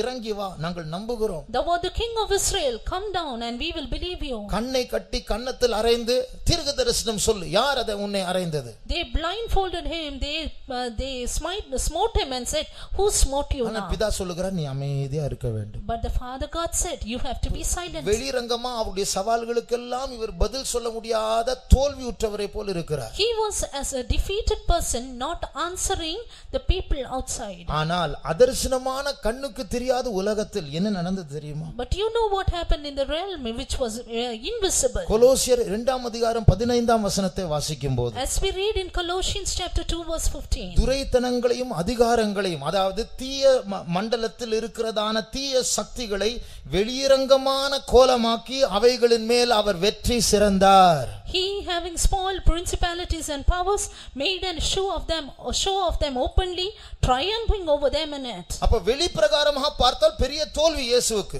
Outwardly Jesus had a great defeat. ரத்தம் எல்லாம் கொட்டி விட்டது. All his blood is shed. சவால் விடுகிறார், ஒரு பதில் சொல்லாமல் மௌனமா இருக்கிறார். Challenging but he could not reply. ஆனால் அதர்சனமான உலகத்தில் சாத்தானுடைய தலையின் மேல் இயேசுவுடைய காலை வைத்து மிதித்துக் கொண்டிருக்கிறார். But in the invisible world Jesus had placed his heel upon the head of Satan. இதே போலதான் இயேசு சொன்னார், நான் ஜெயித்தது போல ஜெயம் கொள்ளுகிறவர்கள் எவர்களோ அவர்கள் என்னோடு கூட என் சிங்காசனத்தில் உட்காரும்படியாய் அருள் செய்வேன். That is why about this Jesus said, he that overcometh even as I overcame, to him will I grant to sit on my throne.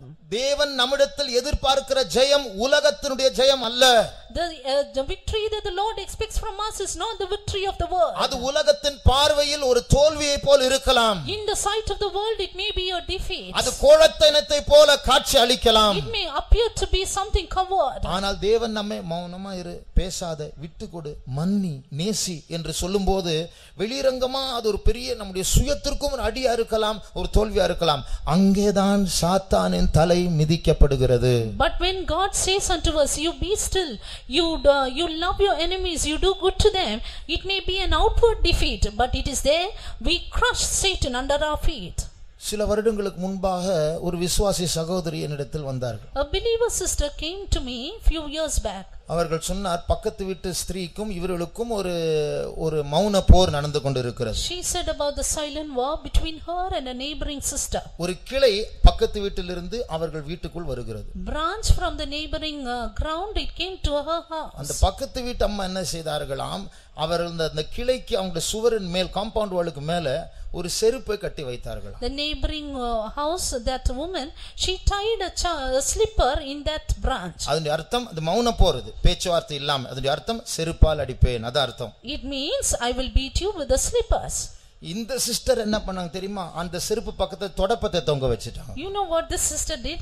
She hung a broom near the slipper. தொடப்பத்தினால் நான் உன்னை அடிப்பேன். I will beat you with the broom. அப்போ இதுதான் மௌன போர் நடந்து கொண்டிருக்கிறது. This was the silent war going on. இது கேட்க வேடிக்கையா இருக்கலாம், ஆனால் இது இயேசு போதித்த போதனை இது அல்ல.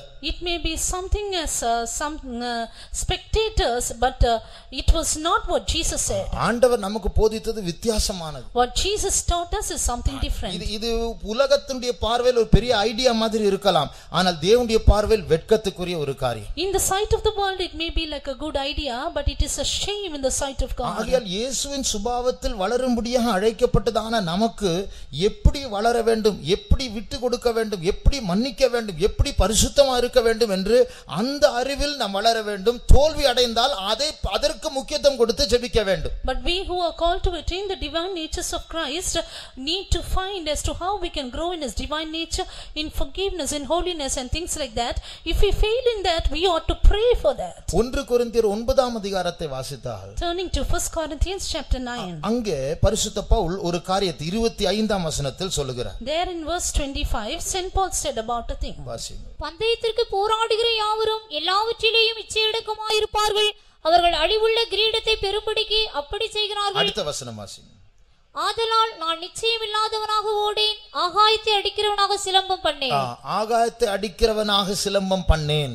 I fight not as one that beateth the air. அப்போ இதனது ஆகாயத்தில் அடிப்பது. What is that beating the air? ஒரு குத்து சண்டை போட்டியில் ஒரு பாக்ஸிங் மேட்ச் நடக்கும்போது, In a boxing match, அதற்கு முன்பாக இந்த பாக்ஸிங் பண்ணுகிறவர்கள் பிராக்டிஸ் பண்ணுவார்கள். those boxers would get a practice. அவருடைய வேகத்தை பிராக்டிஸ் பண்ணும்படியாக ஆகாயத்தில் அடிப்பார்கள். In order to practice their speed, they would beat the air. ஒரு பெரிய பஞ்சிங் பேக், ஒரு பேக் ஒன்று இருக்கும், அதை குத்தி கொண்டிருப்பார்கள். They will have a punching bag hung and they will beat that. ஆனால் பரிசுத்த பவுல் சொல்லுகிறார், நான் அப்படி பிராக்டிஸ் பண்ணவில்லை, நான் குத்தும் போது ஆகாயத்தில் என் வேகத்தை பிராக்டிஸ் பண்ணவில்லை. உண்மையான ஒரு சத்ரு, ஒரு எதிராளி எனக்கு எதிரில் நின்று கொண்டிருக்கிறார், இந்த மேட்ச் ஆரம்பித்து விட்டது என்று சொல்லுகிறார். Saint Paul says, I am not practicing, I am not beating the air, but surely an enemy is before me, I have already begun the war. அப்போ மேட்ச் ஆரம்பித்து விட்டது. The match has started. நான் இப்போது ஒருவனை குத்தி கொண்டிருக்கிறேன். Now I am beating one. அது யார் தெரியுமா? Who is it? பிசாசு அல்ல. Not the devil. அடுத்த வசனம் வாசிங்க. The next verse. மற்றவர்களுக்கு பிரசங்கம் பண்ணுகிற நான் தானே ஆகாதவனாய் போகாதபடிக்கு என் சரீரத்தை ஒடுக்கி கீழ்ப்படுத்துகிறேன். அப்ப அந்த சத்ரு யார்? Who is that enemy? அவர்தான் சத்ரு. He himself. எனக்கு நான் தான் சத்ரு. I am an enemy for myself. நான் ஊருக்கு பிரசங்கம் பண்ணி நான் ஆகாதவனை போகாதபடிக்கு நானே என்னை குத்தி கீழ்ப்படுத்துகிறேன். I keep under my body, beat my body and bring it under subjection. அப்போ நமக்குள் ரெண்டு பகுதிகள் இருக்கிறது. Therefore there are two parts in us. ஒன்று இயேசுவை போல மாற எழும்பி முயற்சி செய்கிறதான அந்த புதிய மனுஷன். One is the aspect of the new man trying to grow up like Jesus. அடுத்தது மாம்சத்தில் இன்னும் வளர வேண்டும், இந்த ஆவிக்குரிய தன்மைகளை விட்டு விட்டு இன்னும் தீமைக்கு கடந்து செல்ல வேண்டும் என்று முயற்சி செய்கிற பழைய மனுஷன். The other is the old man trying to do more and more evil, leaving spirituality. இந்த குத்து சண்டையானது புதிய மனுஷனுக்கும் பழைய மனுஷனுக்கும் இடையில் நடந்து கொண்டிருக்கிறது. This boxing match is between the old man and the new man. அந்த வளையத்திற்குள் இந்த பக்கம் நிற்கிறதும் நான் தான், அந்த பக்கத்தில் நிற்கிறதும் நான் தான். And it is I who stand on this side of the match and even on that side. ஆகையால் யார் ஜெயிக்க போகிறது? Now who is going to prevail? நான் என்னை குத்த பழக வேண்டும். I should try to beat myself. நான் தான் எனக்கு எதிராளி என்று அறிந்து என்னை தாழ்த்த வேண்டும், பாவ அறிக்கை செய்ய வேண்டும், உண்மையை பேச வேண்டும், சுத்திகரிப்பு கூட்டங்களுக்கு போக வேண்டும்.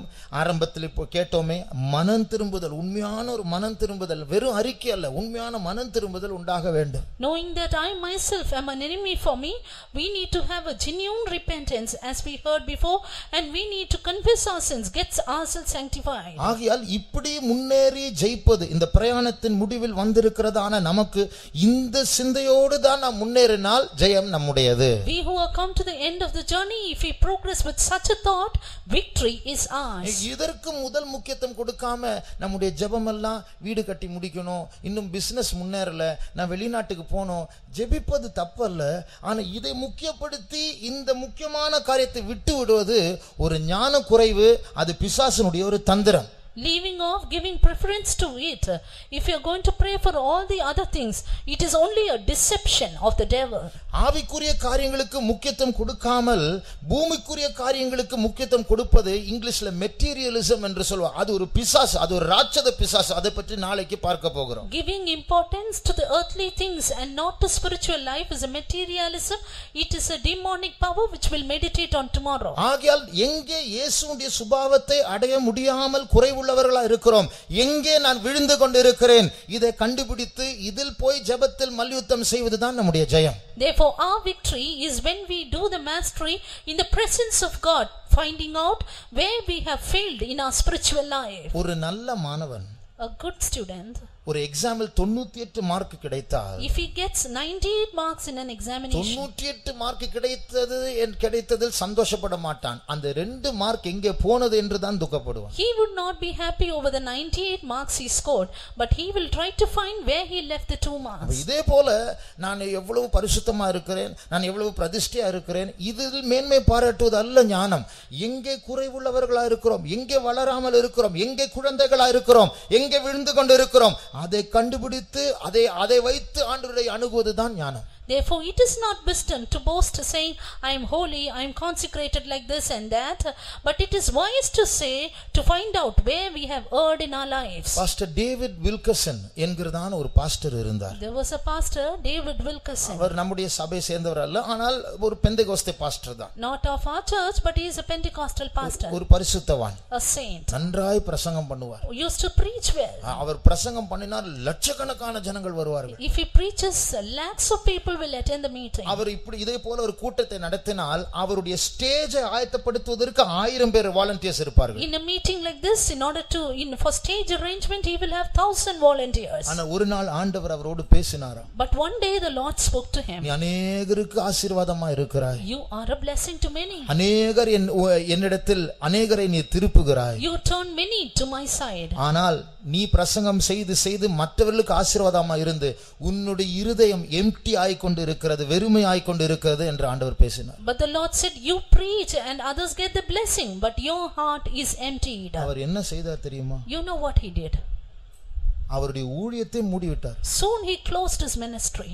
ஆண்டவர் என்னோடு இப்படி பேசிவிட்டார், என் இருதயம் அழிந்து போய் மற்றவர்களுக்கு பிரசங்கம் பண்ணி பிரயோஜனம் இல்லை, நான் ஆண்டவருடைய சமூகத்தில் என் கடைசி நாட்களை செலவழிக்க போகிறேன் என்று சொல்லி அவருடைய வயதான காலத்தில் ஊழியத்தை மூடிவிட்டு சிறிய சிறிய கூட்டங்களுக்கு மாத்திரம் சென்று என் இருதயத்தில் இயேசு இல்லாமல் நான் பிரசங்கம் பண்ணி என்ன பிரயோஜனம் என்று சொல்லி ஜெபத்தில் மணிக்கணக்கா ஜெபத்தில் அவர் நாட்களை செலவழித்தார். During his old age he spent hours together in the presence of God in prayer and closed up his ministries, went only for little meetings and said, what is the use of preaching to others without Jesus in my heart? அப்போ அந்த அவருடைய உணர்வை பாருங்கள். அவர் ஊழியத்தையும் செய்து எப்படியாவது இயேசுவை போல ஜெபித்த கூட்டம் முயற்சி செய்யாமல் அது அவருக்கு ஒரு அதிர்ச்சி கொடுத்தது. இயேசு என்ன இப்படி சொல்லிவிட்டாரே, நான் வெறுமையாய் கொண்டு இருக்கிறேனே என்று சொல்லி அவர் தேவனோடு இருந்தால் போதும் என்று சொல்லி அவருடைய முயற்சியை பாராட்ட வேண்டும். Look at the feeling in that pastor's heart. He did not go on continuing his ministries, but he only tried to be in the presence of God and rectify his heart. அவர் ஒரு புக்கை எழுதினார், Hungry for more of Jesus. இயேசுவுக்காக இன்னும் பசியாய் இருக்கிறேன். He wrote a book saying, hungry for more of Jesus. இந்த நாட்களில் இயேசுவுடைய வருகையினுடைய விளிம்பில் வந்திருக்கிறோம், கானான் தேசத்திற்கு வந்திருக்கிறோம், பிரயாணத்தின் முடிவுக்கு வந்திருக்கிறோம். இயேசுவுக்கும் நமக்கும் தொடர்பு எப்படி இருக்கிறது? இன்னும் கிட்டே சேருவதை நம்முடைய உள்ளம் உணர்கிறதா?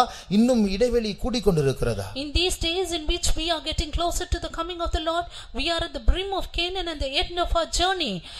Are we getting closer and closer to Jesus, or is a gap between Jesus and us increasing? பரிசுத்தமா இருக்கிறவன் இன்னும் பரிசுத்தமா இருக்கட்டும் என்று ஆண்டவர் சொல்லுகிற அந்த நாட்களில் பரிசுத்தத்தில் வளருவதை நாம் உணர்ந்து கொண்டிருக்கிறோமா, இல்லை என்றால் நம்முடைய ஜீவிதத்தில் ரகசியமான பின்மாற்றம் நடந்து கொண்டிருக்கிறதா? In these days when Jesus says, he that is holy let him be holy still, are we becoming more and more holy, or are we getting into greater backsliding? சுபாவத்தில் எப்படி மாறுவது? How to change in our character? எப்படி இயேசுவை போல மாறுவது? How to become like Jesus? சுயத்தினால் முடியாது. By self we cannot. சுய முயற்சினால் எவ்வளவுதான் கோபப்படக்கூடாது, நல்லா ஜெபிக்கணும், பரிசுத்தமா இருக்கணும், இனி டிவி பார்க்க கூடாது, இனி நான் எளிமையான வஸ்திரத்தை அணிய வேண்டும், என்னதான் சிந்திச்சாலும் நம்மால முடியாது. By our self efforts, how much ever we try to live a godly life, to get a victory over our thoughts and things like that, we cannot do it. இதனால் தான் பைபிள் சொல்லுகிறது நாம் சிறுக வேண்டும். ஏனென்றால் நம்முடைய முயற்சியினால் முடியாது, நாம் சாக வேண்டும் முதலாவது. That is why the Bible says we ought to die or we should decrease. ஆகையால் அவர் பெருக வேண்டும் நமக்குள்ள, and he should increase in us. அவர் நம்முடைய ஜீவனாய் மாறி அவர் மூலமாக தான் நாம் ஜெயிக்க வேண்டும், பல்லை கடித்து சுய முயற்சியினால் அல்ல. He should become alive and through him we should prevail and not through our self efforts. இப்படி நாம் ஆண்டவருக்கு நம்முடைய ஜீவியத்தை ஒப்புக்கொடுக்கும்போது, when we yield our lives to God in this way, அவர் நம்மை உடைக்கும்படியாக சில பாதைகளை நடத்துவார். he will lead us through certain paths in order to break us. அந்த கோபத்தை மாற்ற, அந்த இச்சையை மாற்ற, அந்த பெருமையை மாற்ற, அந்த அகங்காரத்தை மாற்ற, அந்த பொய்யை மாற்ற நம்மை சில தோல்வியின் பாதைகளை நடத்துவார். In order to dispel that anger, that lust, that lies and things like that, he will lead us through certain paths, through certain failures. யாக்கோபு ஒரு எத்தன், ஏமாற்றுகிறவன். Jacob was a supplanter. அவனை சரிப்படுத்தும்படி ஆண்டவருடைய காலை உடைத்தார், அவனை ஏமாற்ற ஒரு ஆளை ஏற்படுத்தினார். In order to set him right, the Lord broke his leg and appointed a person to set him right. அவருடைய பிள்ளைகள் நிமித்தம் அவருடைய குடும்பம் நார ஆரம்பித்தது. Through his sons, his family started to stink. இப்படிப்பட்டதான ஒரு விபரீதமான 30 வருட பாதையில் அவரை நடத்தி பிரபுவாக இஸ்ரவேலாக மாற்றினார். Leading him through such contradictory path for 30 years, the Lord made him a prince. யோசேப்பும் அப்படிதான் மாறினார். And even Joseph became like that. யோசேப்பு 2 சொப்பனங்களை கண்டார். Joseph saw 2 dreams. அவர் உயர்த்தப்பட போகிறார். He is going to be lifted up. அப்பா பிள்ளை சகோதரர்கள் எல்லாரும் எனக்கு முன்பாக வணங்க போகிறார்கள். My father and brethren are going to worship before me. பைபிள்ல சொல்லப்பட்டிருக்கிறது, முதல் கனவை பார்க்கும் பொழுது அப்பா இடத்தில் சொன்னபோது அப்பாவுக்கு பிடிக்கல, சகோதரர்களுக்கும் பிடிக்கல. And in the Bible it is said the first time he saw the dream he said it to them, father and the brethren did not like him. ஏனென்றால் அப்பா கேட்டார், உடனே அவங்களுக்கு சொப்பனம் புரிந்தது, அப்ப நாங்கள்லாம் உனக்கு முன்னாடி வணங்க போகிறோமா? Because then father and the brethren understood the dream, are we going to bow down before you? ஒரு ஞானம் உள்ள ஆள் என்ன பண்ணிருக்கணும், இரண்டாவது சொப்பனம் பார்க்கும்போது மௌனமா இருக்கணும், அதையும் சொல்லிட்டாரு. A wise person, if he had been, he should have avoided saying the second dream. He even told that. அப்ப அவங்களுடைய முகம் மாறுதல் எல்லாம் இவருக்கு கொஞ்சம் சந்தோஷம். And the changing of their faces was happy. அதாவது ஒரு விளம்பரம் இருக்கிறது, neighbors envy owners pride அப்படினு. மற்றவர்கள் பொறாமைப்பட்டால் நமக்கு இன்னும் கொஞ்சம் சந்தோஷம் பொங்கும். There's an ad like this, neighbors envy is owner's pride. அப்ப அது போல இவங்க எல்லாம் பொறாமைப்படும் பொழுது இவருக்கு கொஞ்சம் இன்னும் சந்தோஷம். Therefore when these people were envying at him, he was happy. ஏற்கனவே சகோதரர்களுக்கு யோசேப்பு மேல கசப்பு கூடி கொண்டிருக்கிறது. Already the brothers were at greater envy against Joseph. அப்பா இவருக்கு பட்சபாதம் காட்டி ஒரு பலவர்ண அங்கியை உண்டாக்கி செய்து கொடுக்கிறான் எல்லாருக்கும் முன்பாக. And father before everyone was partial, giving him a colored coat. ஒரு நாள் அப்பா வந்து ஆகாரத்தை கொடுத்து உன் சகோதரருக்கு கொடுத்து விட்டு வா என்று சொல்லுகிறார். One day the father gave him food, saying, go and provide it for your brethren. ஏற்கனவே சகோதரர்களுக்கு பொறாமை என்று தெரிந்து அன்னைக்காவது வேற Dress போட்டுட்டு போயிருக்கலாம்ல, அன்னைக்கும் அந்த Dress தான் போட்டுட்டு போறார். He who knew that the brothers envied him, he should have put another dress on that day, but he put the same coat of many colors. அந்த நான் என்கிறதான ஒரு சிந்தை இருந்தது. Therefore he had the thought, I. ஆனால் ஏறக்குறைய 13 ஆண்டுகள் ஜெயிலில் இருந்து விட்டு, and being in the jail for 13 years, ஒரு நாள் அவர் திடீரென்று பார்வோன் அரண்மனைக்கு அழைக்கப்பட்ட போது, one day suddenly when he was invited to Pharaoh's palace, பார்வோன் சொல்லுகிறார், நீங்க சொப்பனங்களை வியாக்கியானிப்பதை பற்றி நான் கேள்விப்பட்டேன் என்று சொன்ன உடனே யோசேப்பு சொல்கிறார், நான் அல்ல. When Pharaoh said, I know you interpreting of dreams, he said, not I. நான் அந்த 13 வருட சிறையிருப்பு அவரை மாற்றி விட்டது. 13 years of prison life changed him. மோசேயும் அப்படிதான். Even Moses was like that. பைபிள்ல அப்போஸ்தலர் 7ஆம் அதிகாரம் 25ஆம் வசனத்தை வாசிக்கும்போது, Acts 7:25 we read in the Bible, என்னால் தான் இஸ்ரவேலுக்கு ரட்சிப்பு உண்டாக போகிறது என்று காண்பிக்கும்படியாக மற்றவர்கள் அதை புரிந்து கொள்ளும்படியாக தான் அரண்மனையை விட்டு இறங்கினார். As he got down from the palace in order to show to others that it is through him the people of Israel will be delivered. வாசியுங்கள். தன்னுடைய கையினாலே தேவன் தங்களுக்கு ரட்சிப்பை தருவார் என்பதை தன்னுடைய சகோதரர் அறிந்து கொள்வார்கள் என்று அவன் நினைத்தான், அவர்களோ அதை அறியவில்லை. பாருங்கள், அறிந்து கொள்வார்கள் நினைத்தான். அதற்கு தான் பஞ்சாயத்து பார்க்க போகிறார். நீங்க சண்டை போடாதீங்க, யூதர்கள் தானே. He thought they will understand. That's why he went in order to get them compromised with one another. ஆனால் என்ன நடந்தது? But you know what happened? அவருக்கு தெரியும் எல்லா யூதர்கள் அடிமைகளா இருக்காங்க, நான் மட்டும் தான் அரண்மனையில வேறு விதமான ராஜரீக வளர்ப்பு. He knew that all of the people were under slavery, but I had the palatial life. எகிப்தினுடைய சகல சாஸ்திரங்கள் எனக்கு தெரியும். I know all the signs of Egypt. நான் 40 வயது உள்ள ஒரு வாலிபனை போல வளர்ச்சி அடைந்தவன். I am grown up like a 40-year-old young man. அழகுள்ள ஒரு பர்சனாலிட்டி உள்ளவன். I have a good personality. வாக்கு வல்லமை உள்ளவன். I have good eloquency. இதுதான் சரியான நேரம். This is the right time. என் மூலமாக கர்த்தர் இஸ்ரவேல் ஜனங்களை ரட்சிக்க போகிறார். Through me the Lord is going to save people of Israel. என்ன நடந்தது? What happened? எதிர்பாராத விதத்தில் ஒரு பயம் வந்தது. வனாந்தரத்துக்கு ஓடி போய் 40 வருடம் வனாந்தரத்தில் இருக்கிறார். Unexpectedly he had been caught in a fear and he had to run to the wilderness for 40 years. அந்த 40 வருடம் முடிந்த பிறகு 80 வயது தாத்தாவா இருக்கிறார். படிப்பை மறந்து விட்டார், சாஸ்திரங்களை மறந்து விட்டார், வாக்கு வல்லமை போய்விட்டது. திக்குவாயின் உள்ளவனா இருக்கும்போதுதான் ஒரு செடியிலிருந்து சத்தம், மோசே மோசே. At the end of 40 years, he was 80 years old man, and now he forgot his skill, forgot his eloquency. It is then he heard the voice calling out of the bush, Moses, Moses. மோசே சொன்ன, ஆண்டவரே நான் 40 வயசுல ரெடியா இருக்கும்போது அப்ப கூப்பிடல, பெலன் இருந்தது. இப்ப தாத்தாவாயிட்டு இப்போ மோசே மோசேன்னு கூப்பிட்டா எனக்கு பேச்சும் வர மாட்டேன், என் அண்ணனை கூப்பிட்டு போங்க ஆண்டவரே. Then Moses said, don't call me Lord, now I am aged enough, but when I was 40 I was interested, but you did not call me, and now everything I have forgotten, but you are calling me. Now you call my brother Aaron. படிப்பையும் அழகையும் திறமையும் மற்ற எல்லா காரியமும் இழந்தான்.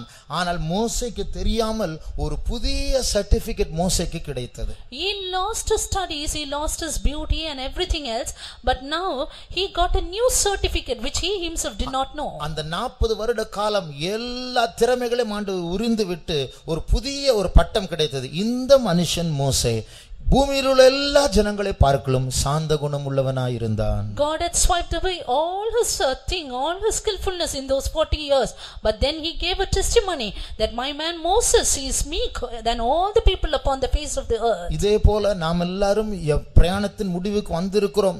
நமக்காக நம்முடைய சுபாவத்தை மாற்ற ஆண்டவர் ஒரு வனாந்தரத்தை வைத்திருக்கிறார். அதனூடாக நடத்தி சில நஷ்டங்கள் உண்டாகும், சில கண்ணீர்கள் உண்டாகும், உடைக்கப்படுவோம், அங்கேதான் உருவாக்கப்படுகிறோம், அங்கேதான் இயேசுவின் சுபாவத்தில் வளருகிறோம். We are all come to the end of our journey. The Lord will bring us to the wilderness, where here the Lord will lead us through paths where all our abilities will be taken away, but the character of Jesus will grow in us. உண்மையாகவே இயேசுவை போல மாற வேண்டும் என்று விரும்புகிறவர்களுக்கு இயேசு உடைக்கிற பாதையானது ரொம்ப சந்தோஷமான பாதையா இருக்கும். To those who truly desire to become like Jesus, the path of breaking will be really happy to them.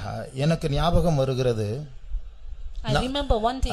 நான் ஊழியத்துக்கு வந்து 2வது வருஷம், my second year after stepping into the ministry, முதல் கூட்டத்தை நடத்த போனேன். I went to conduct my first meeting. அது ஒரு காத்திருப்பு கூட்டம். It was a tarrying meeting. அப்போ அந்த காத்திருப்பு கூட்டத்துல பயங்கர அபிஷேகம் வந்தது. எல்லா வாலிபர்கள் எல்லாரும் அங்கேயும் இங்கேயும் டிஸ்ப்ளேஸ் ஆகி அங்கேயும் இங்கேயும் போக ஆரம்பித்து விட்டார்கள். There was a terrible anointing and the young ones, the youths, they were displaced from their place. ஆகையால எனக்கு ஒரு பெரிய திருப்தி. முதல் கூட்டம் ஸ்டார்டிங்கே ஃபயரா இருந்தது. And I had a great satisfaction.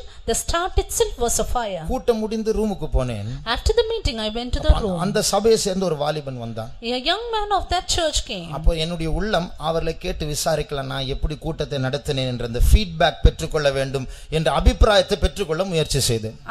From my heart I tried to get the feedback from him as to how the meeting was.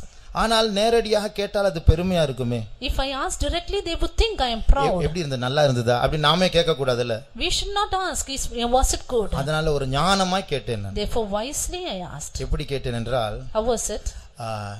இது முதல் கூட்டம் அதனால தான் அப்படி சொல்லி ஒரு நல்லா இல்லாதது மாதிரி கேட்டேன். அப்ப என்ன சொல்வாரு, ஐயோ பிரதர் ரொம்ப நல்லா இருந்தது, இதுதான் எனக்கு வேணும், அதுக்காக தான் நான் இப்படி சொன்னேன். நான் I pretended as though it was not good. It was the first meeting, that's why it was like that. Then soon they will say no, it was very good and that is what I want. அப்ப அப்படி தான் சொன்ன அந்த தம்பி வந்தோனே, first கூட்டம் அதனால தான் அப்படினு சொன்னேன் நான். When that young boy came I said it is the first meeting, that's why it is like this. அவன் என்ன பதில் சொன்னா தெரியுமா? You know what was his reply? பரவாயில்லை அப்படினா. It was okay. அன்னைக்கு எனக்கு மூக்கு அறுத்து போச்சு. That day my nose was cut. அப்ப அன்னாளிலிருந்து இந்த கேள்வியே எனக்கு தேவையில்லை என்று அறிந்து கொண்டேன். From that very day I understood this question is not needed for me. இப்படி தான் ஆண்டவர் பல விதத்தில் நம்மை உடைப்பார். In various ways the Lord will break us. அந்த உடைக்கும்போது நமக்குள்ள சுயம் உடைக்கப்படும் ஒரு வேதனை இருக்கும். அது நல்ல வேதனை. அது வளர்கிறவர்களுக்கு அதில் ஒரு சுகம் இருக்கிறது. Thank you Jesus என்று சொல்வோம். When our self is broken we will have a pain in us. For those who grow in the natures of Christ they will say thank you Jesus and they will enjoy the pain. ஆசரிப்பு கூடாரத்தில் in the tabernacle அந்த குத்து விளக்கு பற்றி எரியும்போது, when the candlestick burns shines, அந்த விளக்கு பற்றி எரியும்போது அந்த திரியானது கருப்பாக மாறிவிடும். Suddenly there will be burnt wicks growing up. அதே போல நாமும் பிரகாசிக்கிற நேரத்தில் அந்த கருந்திரியை போல சில பெருமைகள் மேட்டிமைகள் சுயம் நமக்குள் எழும்பும். Even so when we shine for the Lord there will be pride or self growing in us like the burnt wicks. ஆகையால் அந்த கருந்திரியை வெட்டுவதற்கு பைபிளில் சாம்பல் பாத்திரம் கத்திரி என்கிறதான பாத்திரங்களை கருவிகளை வைத்திருக்கிறார். Therefore in order to cut the burnt wicks there are tongs and snuff dishes we see in the word of God. இது போல நம்முடைய பெருமைகளையும் சுயத்தையும் வெட்டுவதற்கு சில ஆட்களை வைத்திருக்கிறார். Likewise the Lord has kept certain people in order to cut ourselves. யாத்திராகமம் 25ஆம் அதிகாரம் 38ஆம் வசனம் வாசியுங்கள். Turning to Exodus 25:38. அதன் கத்திகளும் சாம்பல் பாத்திரங்களும் பசும் பொன்னினால் செய்யப்படுவதாக. அதன் கத்திரிகளும் சாம்பல் பாத்திரமும் பசும் பொன்னினால் செய்யப்படுவதாக. வேற பசும் பொன், pure gold. Let the tongs and the snuff dishes be made of pure gold. அது அர்த்தம் என்ன தெரியுமா? You know what it means? நம்முடைய சுயத்தை உடைக்க, நம்முடைய பெருமையை உடைக்க, நம்மை குத்துகிறவர்கள், நாம் விரும்பாதவர்கள், அவர்கள்தான் pure gold, விலையேறப்பட்டவர்கள். Those people who pierce us in order to break ourselves, our pride, those whom we do not desire, they are pure gold. யோசித்து பாருங்கள், நம்மை நன்றாய் வைத்திருக்கிறவர்களை விட நம்மை குத்துகிறவர்கள், எதிர்க்கிறவர்கள், இவர்கள் தான் நம்மை உடைக்கிறவர்கள். இவர்கள் மூலமா தான் இன்னும் அதிகமாக வளருவோம், நல்லவர்களின் மூலமாக அல்ல. Rather than those people who do us good, who keep us well, those people who pierce us, who break us, it is through those people that we are going to grow to the Lord. ஆகையால் இவர்கள் அப்படி செய்து விட்டார்கள், அவர்கள் இப்படி செய்து விட்டார்கள் என்று முறுமுறுப்பதை விட்டு நாம் இதை பாவிப்போம் வளருவதற்கு. Therefore let us forsake murmuring saying they have done like this. Instead let us use that for our growth. நாம் பிரயாணத்தின் முடிவுக்கு வந்திருக்கிறோம். We are come to the end of our journey. இன்னும் கொஞ்சம் காலத்தில் வருகிறவர் வருவார், அவர் தாமதம் தாமதம் பண்ண மாட்டார். He that shall come will come and he will not delay. எத்தனையோ ஜாதிகள் இந்த பூரணத்திற்கு விரோதமாக இந்த சுபாவ வளர்ச்சிக்கு விரோதமாக கிரியை செய்து கொண்டிருக்கிறது. Many nations are working against this perfection and against the growth of nature. சில நாட்கள் நமக்கு ஜெயம் எடுக்கிறது போல் இருக்கும், ஆனால் மறுபடியும் விழுந்து விடுகிறோம். Some days it will be as though we are overcoming, but after that we will fall again. ஆனால் நம்முடைய ஓட்டத்தை ஆரம்பித்திருக்கிற கர்த்தர் வல்லமையுள்ளவராய் இருக்கிறார், அதை முடிக்க அவர் வல்லமையுள்ளவராய் இருக்கிறார். But a God who has begun our race is able and he is able to finish it. அவர் alpha மாத்திரமல்ல, அவர் ஒமேகாவுமாய் இருக்கிறார். He is not only alpha, he is omega. நம்மை முற்றுமுடிய ரட்சிக்க அவர் வல்லமையுள்ளவராய் இருக்கிறார். He is able to save us to the uttermost. நம்முடைய கண்களை மூடுவோமாக. Let us close our eyes. நாம் இயேசுவோடு நம்முடைய வாழ்க்கையை நம்முடைய ஆத்துமா நிலவரத்தை ஒப்பிட்டு பார்த்தால் மிகவும் பின்தங்கினவர்களாய் இருக்கலாம். If we can compare our soul with Jesus, we may lack very much. கானானின் விளிம்புக்கு வந்திருக்கிறோம், பிரயாணத்தின் முடிவுக்கு வந்திருக்கிறோம், இன்னும் முன்னேற்றம் இல்லை. True, we are come to the brim of Canaan, to the end of our journey, but still no progress. எத்தனையோ சுத்திகரிக்கப்படாத சுபாவங்கள் தான் எங்களுக்குள் நமக்குள் ஆளுகை செய்து கொண்டிருக்கிறது. Many unsanctified natures are reigning over us. ஆனால் நாம் நம்மை நம்பி வரவில்லை. But we have not come here trusting ourselves. இயேசுவை நம்பி வந்திருக்கிறோம். We have trusted in Jesus. எந்த பாதையில் நம்மை நடத்தினாலும் அதற்கு ஒப்பு கொடுப்போமாக. If whatever be the path the Lord leads us through, let us surrender. அந்த திருடன் நான் போலீஸ்காரிடத்தில் அகப்படக்கூடாது என்று சொல்லி முள் என்னை கிழித்தாலும் அதை நான் சகித்து ஓட வேண்டும் என்று சிந்தையை பலப்படுத்தினது போல, as that thief encouraged his thought that he would run to escape, not even seeing the pain of the thorn. நாமும் உடைக்கப்படுகிற நேரத்தில் அந்த உடைவை பார்க்காமல் முடிவை பார்ப்போமாக. Let us not look at the breaking, but let us look at our end. ஏன் ஆண்டவர் என்னை இப்படி நடத்துகிறார் என்று முறுமுறுப்பதை விட்டுவிட்டு இதை சாதகமாய் பயன்படுத்தி இயேசுவை போல மாற நாம் தாழ்த்தி ஒப்பு கொடுப்போமாக. Let us forsake murmuring, but let us use it in favor of us, that we might grow to the divine nature of Christ. இயேசுவை போல மாற வேண்டும் என்று விரும்புகிறவர்கள், those who desire to become like Christ, இயேசுவை போல மாறும்படியாக இயேசுவை உடைத்தாலும் பரவாயில்லை, அதற்கென்று நான் என்னை ஒப்பு கொடுக்கிறேன் என்று சொல்லுகிறவர்கள், to become like Jesus, even if he breaks me, that's okay, I will yield myself. கர்த்தருடைய சமூகத்தில் நம்முடைய வலது கரத்தை உயர்த்துவோமாக. Let us lift up our right hand in the presence of God. நம்மை அவர்தானே முதலாவது கொண்டு வந்தார். Is it not he who brought us first? நாமாக நாம் வரவில்லையே. We did not come by ourselves. நாம் சத்துருக்களாய் இருக்கும்போது நம்மை நேசித்து நம்மை இதுவரைக்கும் நடத்தினாரே. He loved us while we were yet enemies and led us. ஆங்கிலத்தில் ஒரு பாட்டு உண்டு, he did not bring us out this far to take us back again, he brought us out to take us into the promised land. நம்ம இதுவரைக்கும் நடத்தினது மறுபடியும் எகிப்துக்கு கொண்டு வரும்படியாக அல்ல, நம்மை வாக்குத்தத்தம் பண்ணப்பட்ட தேசத்திற்கு கொண்டு வரும்படியாக தான் இதுவரைக்கும் நம்மை நடத்தினார். He did not bring us thus far to bring back Egypt, but he brought us out to take us to the promised land. அழைக்கிறவர் உண்மையுள்ளவர், அவர் அப்படியே செய்வார். He that called us is faithful, he will do it. இன்றைக்கு தேவனுடைய சமூகத்தில் கரங்களை உயர்த்தினவர்களுக்கு, today to those who lift up their hands in the presence of God, உடைக்கப்படும் பொழுது, when they are broken, அந்த உடைவை ஏற்றுக்கொள்ளக்கூடியதான ஒரு கிருபையை இப்பொழுது அபிஷேகமாக பெற்றுக்கொள்ள போகிறோம். we are going to receive the anointing, which is the grace to steadfast. மற்றவர்கள் நம்மை குத்தினாலும் உபத்திரவப்படுத்தினாலும், even if others would pierce and torment us, அது புருஷனா இருக்கலாம், it may be husband, அது மனைவியா இருக்கலாம், it may be a wife, அது பிள்ளைகளா இருக்கலாம், your children, அது வேலை ஸ்தலத்தில் இருக்கிற ஒருவரா இருக்கலாம், on the work spot, அது நேரடியாய் பிசாசா இருக்கலாம், or it may be the devil, சில நேரத்தில் ஊழியக்காரங்களா இருக்கலாம், it may be the servants of God, கூட இருக்கிற விசுவாசிகளா or இருக்கலாம், the believers, யாரா இருந்தாலும் இது கர்த்தர் என்னை நடத்துகிற பாதை, whoever it may be, it is the path that the Lord leads me. இதற்காக தான் ஒப்பு கொடுத்து போது கரங்களை உயர்த்தி இருக்கிறோம். I have surrendered and lifted my hands for அவர்களுக்கு ஒரு கிருபையின் அபிஷேகம் கிடைக்க போகிறது. to them they will receive the anointing of grace. இதுவரைக்கும் அசைக்கப்பட்டோம், Hitherto we were shaken, இப்போது அசைக்கப்படாமல் அந்த சோதனையின் ஊடாக அந்த முட்புதருக்குள் அந்த திருடரின் ஓடினது போல ஓட முடியாது. கர்த்தர் நம்மை அபிஷேகத்தின் மூலமாய் பலப்படுத்த போகிறார். hereafter we are going to be strengthened by the anointing, unshaken we are to escape the thorny bush. என் பலவீனத்தில் அவருடைய பலன் பூரணமாய் விளங்கும். In my weakness his strength shall be made perfect. இந்த அவருடைய கிருபை எனக்கு போதும். His grace, this is sufficient for me. கர்த்தருடைய ஆவியானவர் அசைவாடி கொண்டிருக்கிறார். Spirit of the Lord is moving in our midst. எந்த குறிப்பிட்ட சூழ்நிலை பற்றி நீங்கள் அழுது கொண்டு வந்தீர்களோ, இது கர்த்தர் நடத்துகிற அதிசயமான பாதை என்று நீங்கள் உணர்ந்து சந்தோஷப்பட போகிறீர்கள். With part in particular situation you are coming, you are going to rejoice saying, this is the path through which the Lord is leading me.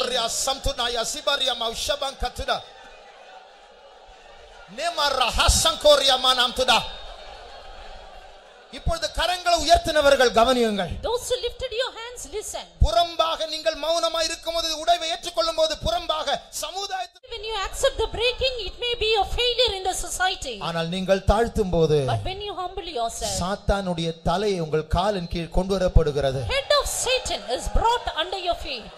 கண்ணுக்கு தெரியாத உலகத்தில் ஒரு பெரிய ஜெயம் உருவாக்கப்பட்டு கொண்டு இருக்கிறது. A great victory for you in the invisible realm. சமாதானத்தின் தேவன் தாமே சாத்தானை உங்கள் காலின் கீழ் சீக்கிரமா நசுக்குவாராக. God of peace shall bruise Satan under your feet shortly. Riasmana yaloria maushama karamania santudan karamania today. Oria sama karamania la santudan karamania today.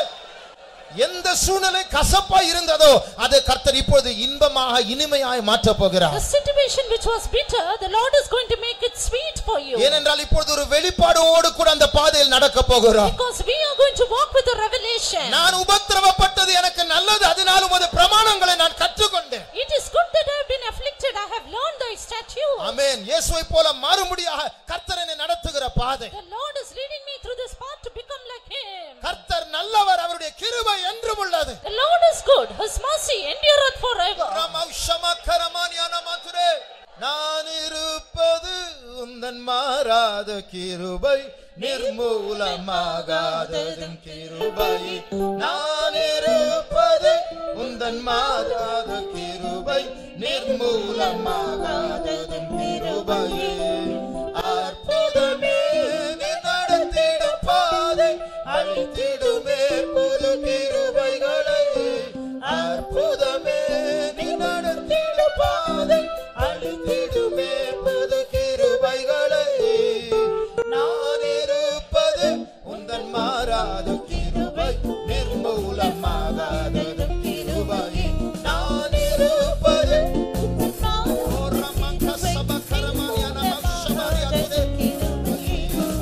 அற்புதமே நீ நடத்திடும் பாதை, அழித்திடுமே புது கிருபைகளை. அற்புதமே நீ நடத்திடும் பாதை, அழித்திடுமே புது கிருபைகளை.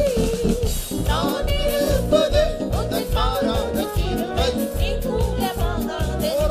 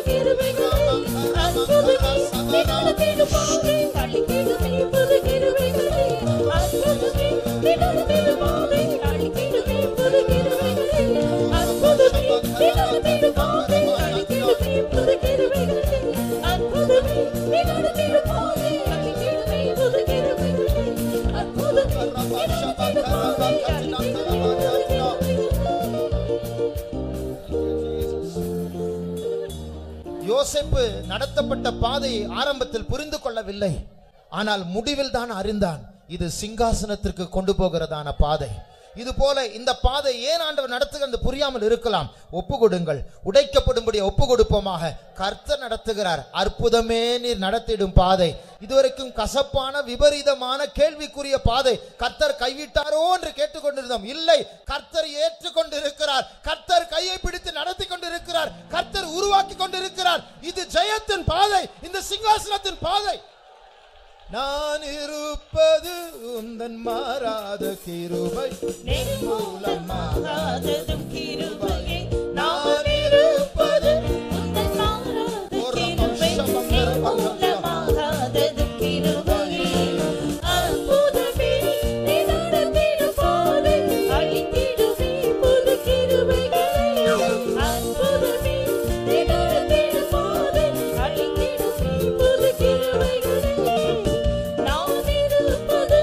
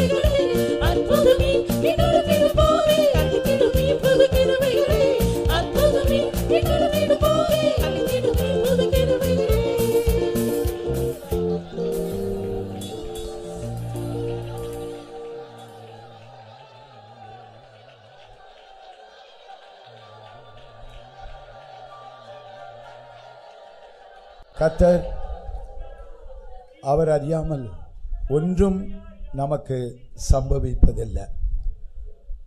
நம்முடைய தலையில் இருக்கிற ஒவ்வொரு முடியவும் அவர் எண்ணி இருக்கிறார். ஒன்றாகிலும் அவருடைய சித்தமில்லாமல் கீழே விழாது.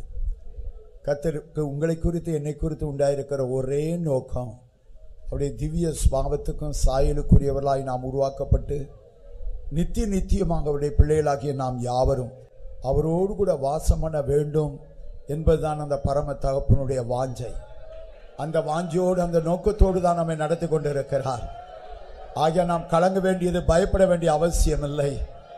கர்த்தர் இந்த வனாந்தர பாதினூடாக நம்மை நடத்துகிறது நோக்கம் நாம் அந்த கானானை சுதந்திரித்துக் கொள்ளும்படியாய், அதற்குரியவளாக நாம் உருவாக்கப்படும்படியாய், இந்த வனாந்தரத்தினூடாக பலவிதமான பாடுகள், பலவிதமான சோதனைகள், வேதனைகள், இடுக்கங்கள், நெருக்கங்கள், கைவிடப்படுதல், பலவிதமான வேதனைகளை நாம் எதிர்கொள்ளும்படியாய் கர்த்தர் இடம் கொடுப்பதே காரணம் நம்மை உருவாக்கும்படியாக என்று கர்த்தர் நம்மோடு கூட பேசிக் கொண்டிருந்தாரே.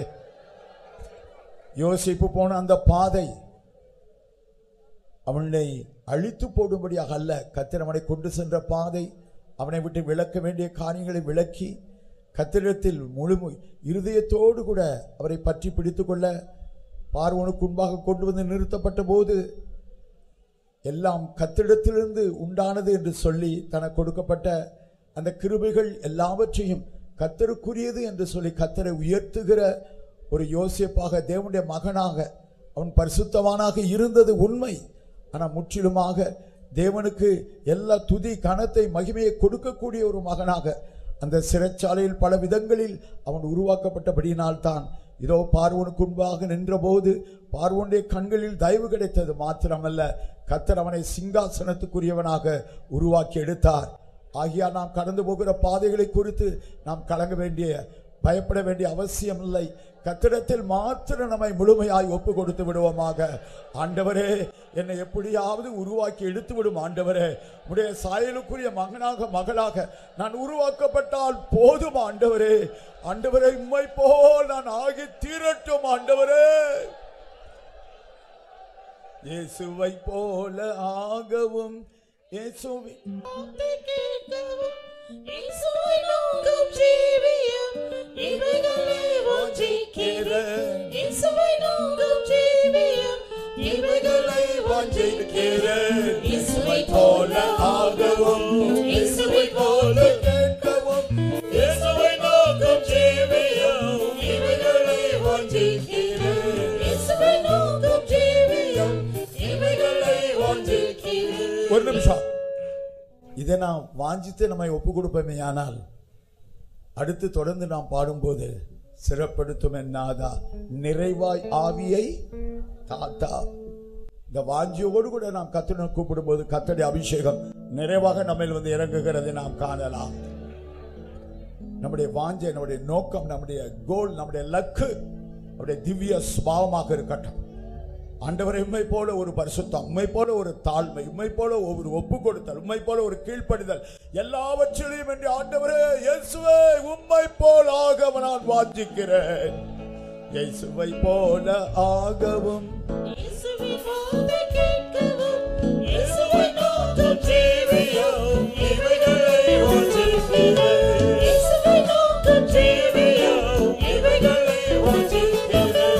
இயேசுவை போல ஆகவும் இயேசுவை போல கேட்கவும் இயேசுவை நோக்கம் ஜீவியம் இவைகளை வாஞ்சிக்கிறேன். இயேசுவை நோக்கம் ஜீவியம் இவைகளை வாஞ்சிக்கிறேன். இயேசுவை போல ஆகவும் இயேசுவை போல கேட்கவும் இயேசுவை நோக்கம் ஜீவியம் இவைகளை வாஞ்சிக்கிறேன். இயேசுவை நோக்கம் ஜீவியம் இவைகளை வாஞ்சிக்கிறேன். இயேசுவை போல ஆகவும் எல்லாரும் கைகளை தட்டி, எல்லாரும் கைகளை தட்டி ஜீவியம் இவைகளை வாஞ்சிக்கிறேன். இயேசுவை நோக்கம் ஜீவியம் இவைகளை வாஞ்சிக்கிறேன். ஸ்திரப்படுத்தும் நாதா நிறைவாயாவே நாதா இயேசுவை மகிமையாவே நாதா நிறைவாய் பிரகாசிக்க இயேசுவை மகிமையாவே நாதா நிறைவாய் பிரகாசிக்க ஸ்திரப்படுத்தும் நாதா நிறைவாயாவே நாதா இயேசுவை மகிமையாவே நாதா நிறைவாய் பிரகாசிக்க இயேசுவை மகிமையாவே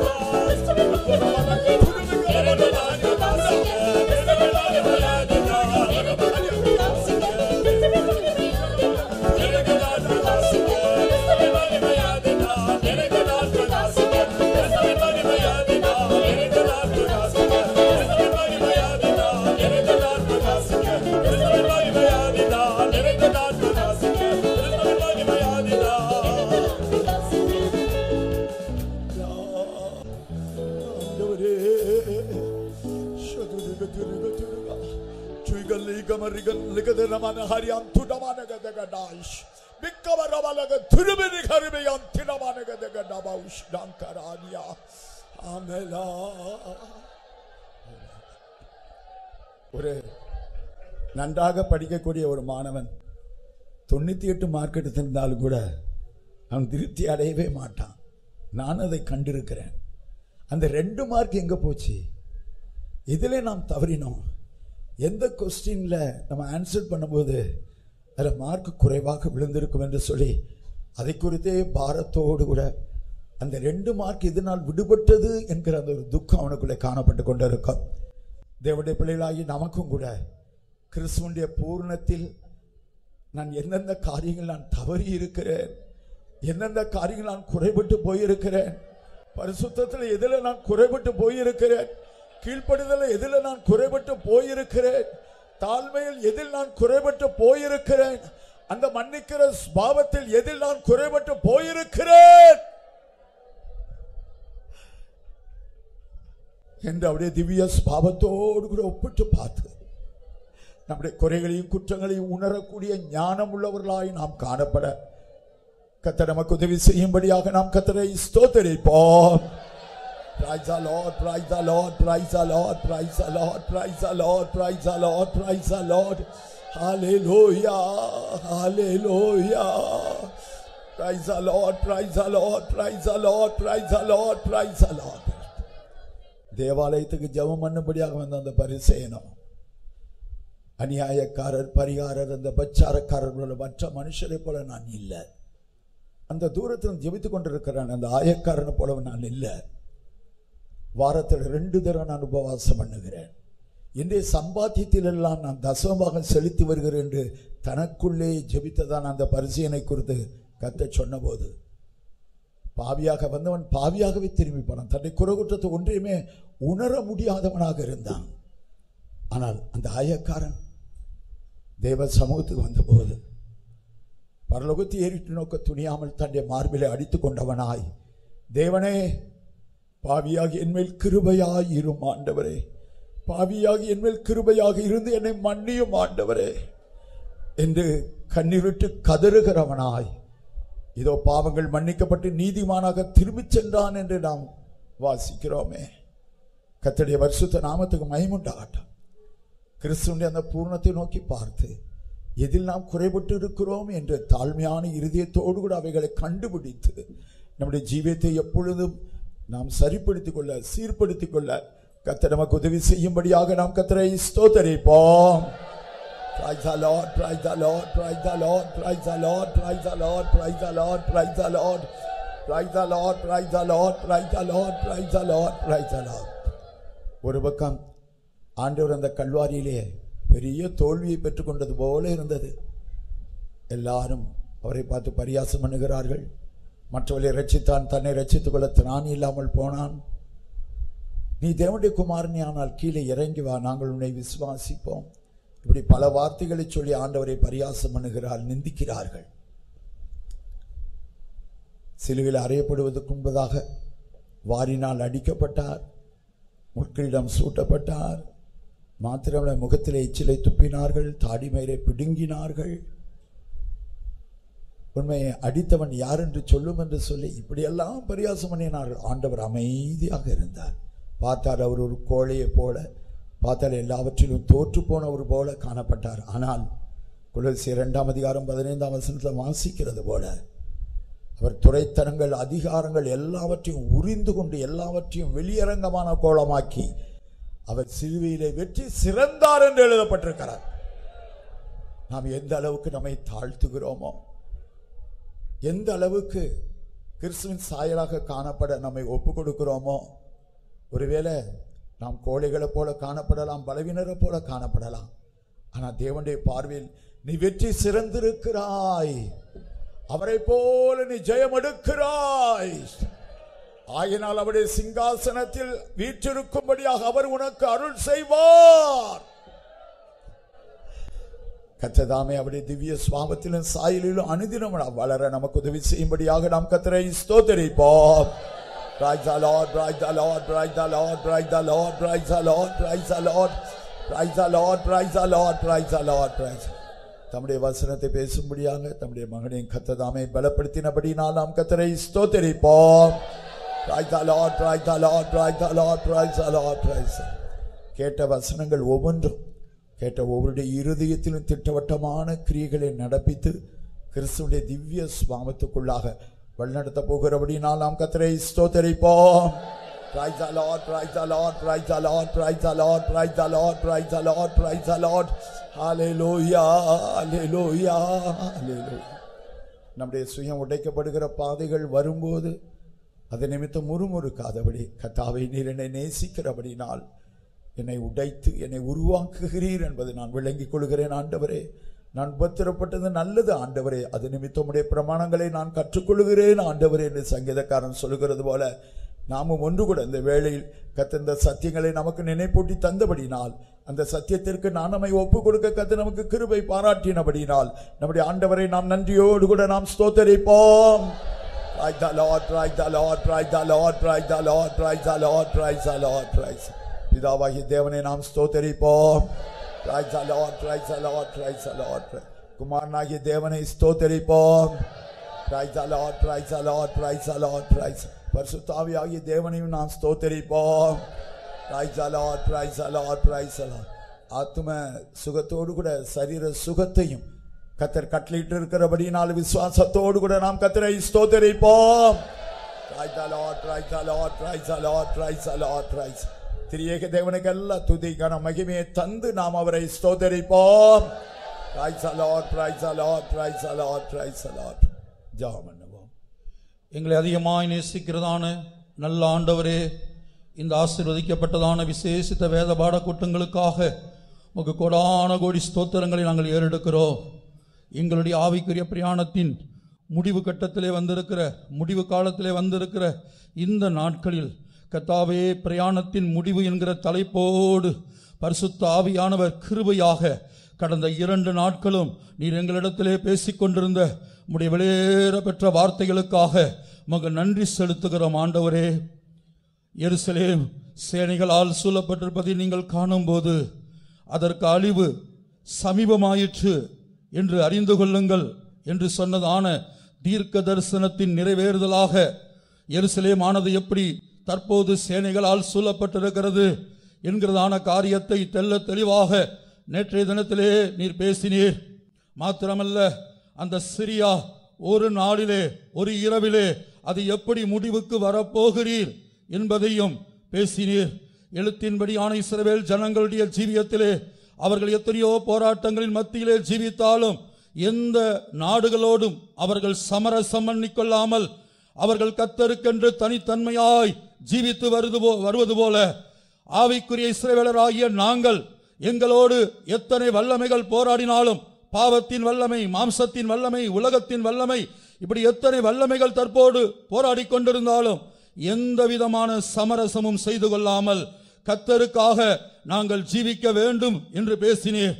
அந்த எப்படி எழுத்தின்படியான இஸ்ரவேல் ஜனங்களுக்கு 7 ஜாதிகள் 31 ராஜாக்கள் அவருடைய வாழ்க்கையிலே போராடி கொண்டிருந்தார்களோ, அதுபோல ஆவிக்குரிய இஸ்ரவேலராகிய எங்களுடைய வாழ்க்கையில் தற்போது அந்த சிவப்பான வலு சர்ப்பத்தின் 7 தலைகள் எங்களோடு நாங்கள் இயேசுடைய திவ்ய சுபாவத்துக்கு பங்குள்ளவர்களாய் மாற முடியாத அளவுக்கு, இயேசுவின் பூரணத்தை அடைய முடியாத அளவுக்கு, சபையிலே ஒரு ஜெயங்கொண்ட ஆண் பிள்ளை உருவாக முடியாத அளவுக்கு அந்த வல்லமை எப்படி அந்த சபையை, அந்த ஸ்திரீ பெற்றெடுக்கக்கூடிய ஆண் பிள்ளையை அந்த வலு சர்ப்பத்தின் கண்கள் நோக்கி பார்த்து கொண்டிருக்கிறது என்பதை இன்றைய தினத்திலே நீ பேசினீர் ஆண்டவரே. மாத்திரமல்ல, நேற்றைய தினத்திலே அது எகிப்தின் முதல் தலை விக்கிரகத்தின் ஆராதனை என்றும், 2ஆம் தலை அசீரியா அது சுகபோக ஜீவியம் என்றும் நீ பேசினீர் ஆண்டவரே. இன்றைய தினத்திலே கிறிஸ்துவினுடைய திவ்ய சுபாவங்களை பெற்றுக் கொள்வதற்கு தடையாக விசேஷமாக கர்த்தாவே சத்துரு நாங்கள் தான், எங்களுடைய பழைய மனிதன் தான். ஆகவே எங்கள் ஒவ்வொருடைய யுத்தமானது எங்கள் பழைய மனிதனோடு காணப்பட வேண்டும். கர்த்தாவே, கிருபையாக அந்த வெளிப்படுத்தலை இங்கே கடந்து வந்த ஒவ்வொருவருக்கும் நீர் கிருபையாக, தானமாக, பிச்சையாக கொடுக்கும்படியாக கெஞ்சி மன்றாடுகிறோம் ஆண்டவரே. கர்த்தாவே, நீர் எங்களை உடைக்கும்படியாக இந்த பூமியிலே யாரை வைத்திருந்தாலும் அவர்களை சத்துருவாக எண்ணாமல் உடைக்கப்படுவதற்கு எங்களை ஒப்புக் கொடுக்க நீர் கிருபை செய்யும்படியாய் வேண்டிக் கொள்கிறோம். அதே வேளையில் உடைக்கப்படுகிற கூட்டத்தில் நாங்கள் ஒவ்வொருவரும் காணப்படட்டும். மற்றவர்களை உடைக்கிற கூட்டத்தில் அல்ல, உடைக்கப்படுகிற கூட்டத்திலே நீர் எங்களை கிருபையாய் கொண்டு வாரும் ஆண்டவரே. நாங்கள் எங்களை உடைக்கப்பட ஒப்புக் கொடுக்கவும் கிறிஸ்துவுடைய திவ்ய சுபாவம் விசேஷமாக அந்த மனம் திரும்பி பிள்ளைகளை போல நாங்கள் எங்களை தாழ்த்த இயேசுடைய திவ்ய சுபாவத்துக்காக மாத்திரம் இந்த நாட்களிலே ஜெபிக்க வேண்டும் என்பதை எங்களோடு தெளிவாக பேசுகிறீரே ஆண்டவரே. எங்களுடைய ஜெப சிந்தை அதுவாக மாறட்டும். எங்களுடைய பேச்சு இயேசுடைய ஜீவியம் பூரணம் என்பதை பற்றியதாய் மாறட்டும். எங்களுடைய மூச்சு அதை பற்றியதாய் மாறட்டும். ஒவ்வொரு நாளும் எப்படியாயிலும் உம்மை போல மாற வேண்டும் என்கிற தவிப்போடு ஜீவிக்க அடியார்களுக்கு உதவி செய்ய முடியாய் வேண்டிக் கொள்கிறோம். கர்த்தாவே, மறுபடியுமாக உம்முடைய திருக்கரத்தில் எங்களை தாழ்த்தி ஒப்படைக்கிறோம் ஆண்டவரே. எங்களுடைய பிரயாணத்தின் முடிவுக்கு நாங்கள் வந்திருக்கிறோம்.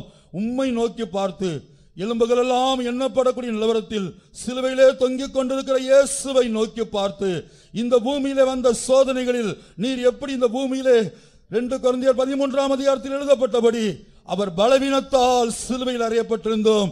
கர்த்தாவே, வல்லவராயிருக்கிறார் என்ற வார்த்தையின்படி ஒரு கோழையை போல இந்த உலகத்துக்கு காணப்பட்டாலும் சத்துருவின் தலையை நசுக்கினீரே, அதுபோல நாங்கள் எங்களை கோழையை போல இந்த உலகத்தில் நடத்தப்படுகிற எல்லா பாதைகளுக்கு ஒப்புக் கொடுத்து உம்மை போல மாற இந்த வார்த்தைகளை கேட்கிற ஒவ்வொருவருக்கும் இன்றைக்கு பேசின கிருபையுள்ள வசனத்துக்கு ஒப்புக் கொடுக்கிறேன். கர்த்தாவே, எப்படியாவது உம்மை போல மாற்றப்பட்டு உடைய ரகசிய வரிகளை காணப்பட எங்கள் ஒவ்வொருவருக்கும் உதவி செய்யும். இயேசுவின் நாமத்தில் பிதாவே. Praise the Lord, praise the Lord, praise the Lord, praise the Lord, praise the Lord, praise the Lord, praise the Lord. கர்த்தராகிய இயேசு கிறிஸ்துவினுடைய கிருபையும் பிதாவாகிய தேவனுடைய அன்பும் பரிசுத்த ஆவியானவருடைய அந்யோன்ய ஐக்கியமும் காவலும் நம் அனைவரோடும் கூட எல்லா பரிசுத்தவான்களோடு கூட கர்த்தராகிய இயேசு கிறிஸ்துவின் வருகை மட்டும் கூட இருப்பதாக. அல்லேலூயா, அல்லேலூயா, அல்லேலூயா. கர்த்தர் உங்கள் யாவரையும் ஆசீர்வதிப்பார்.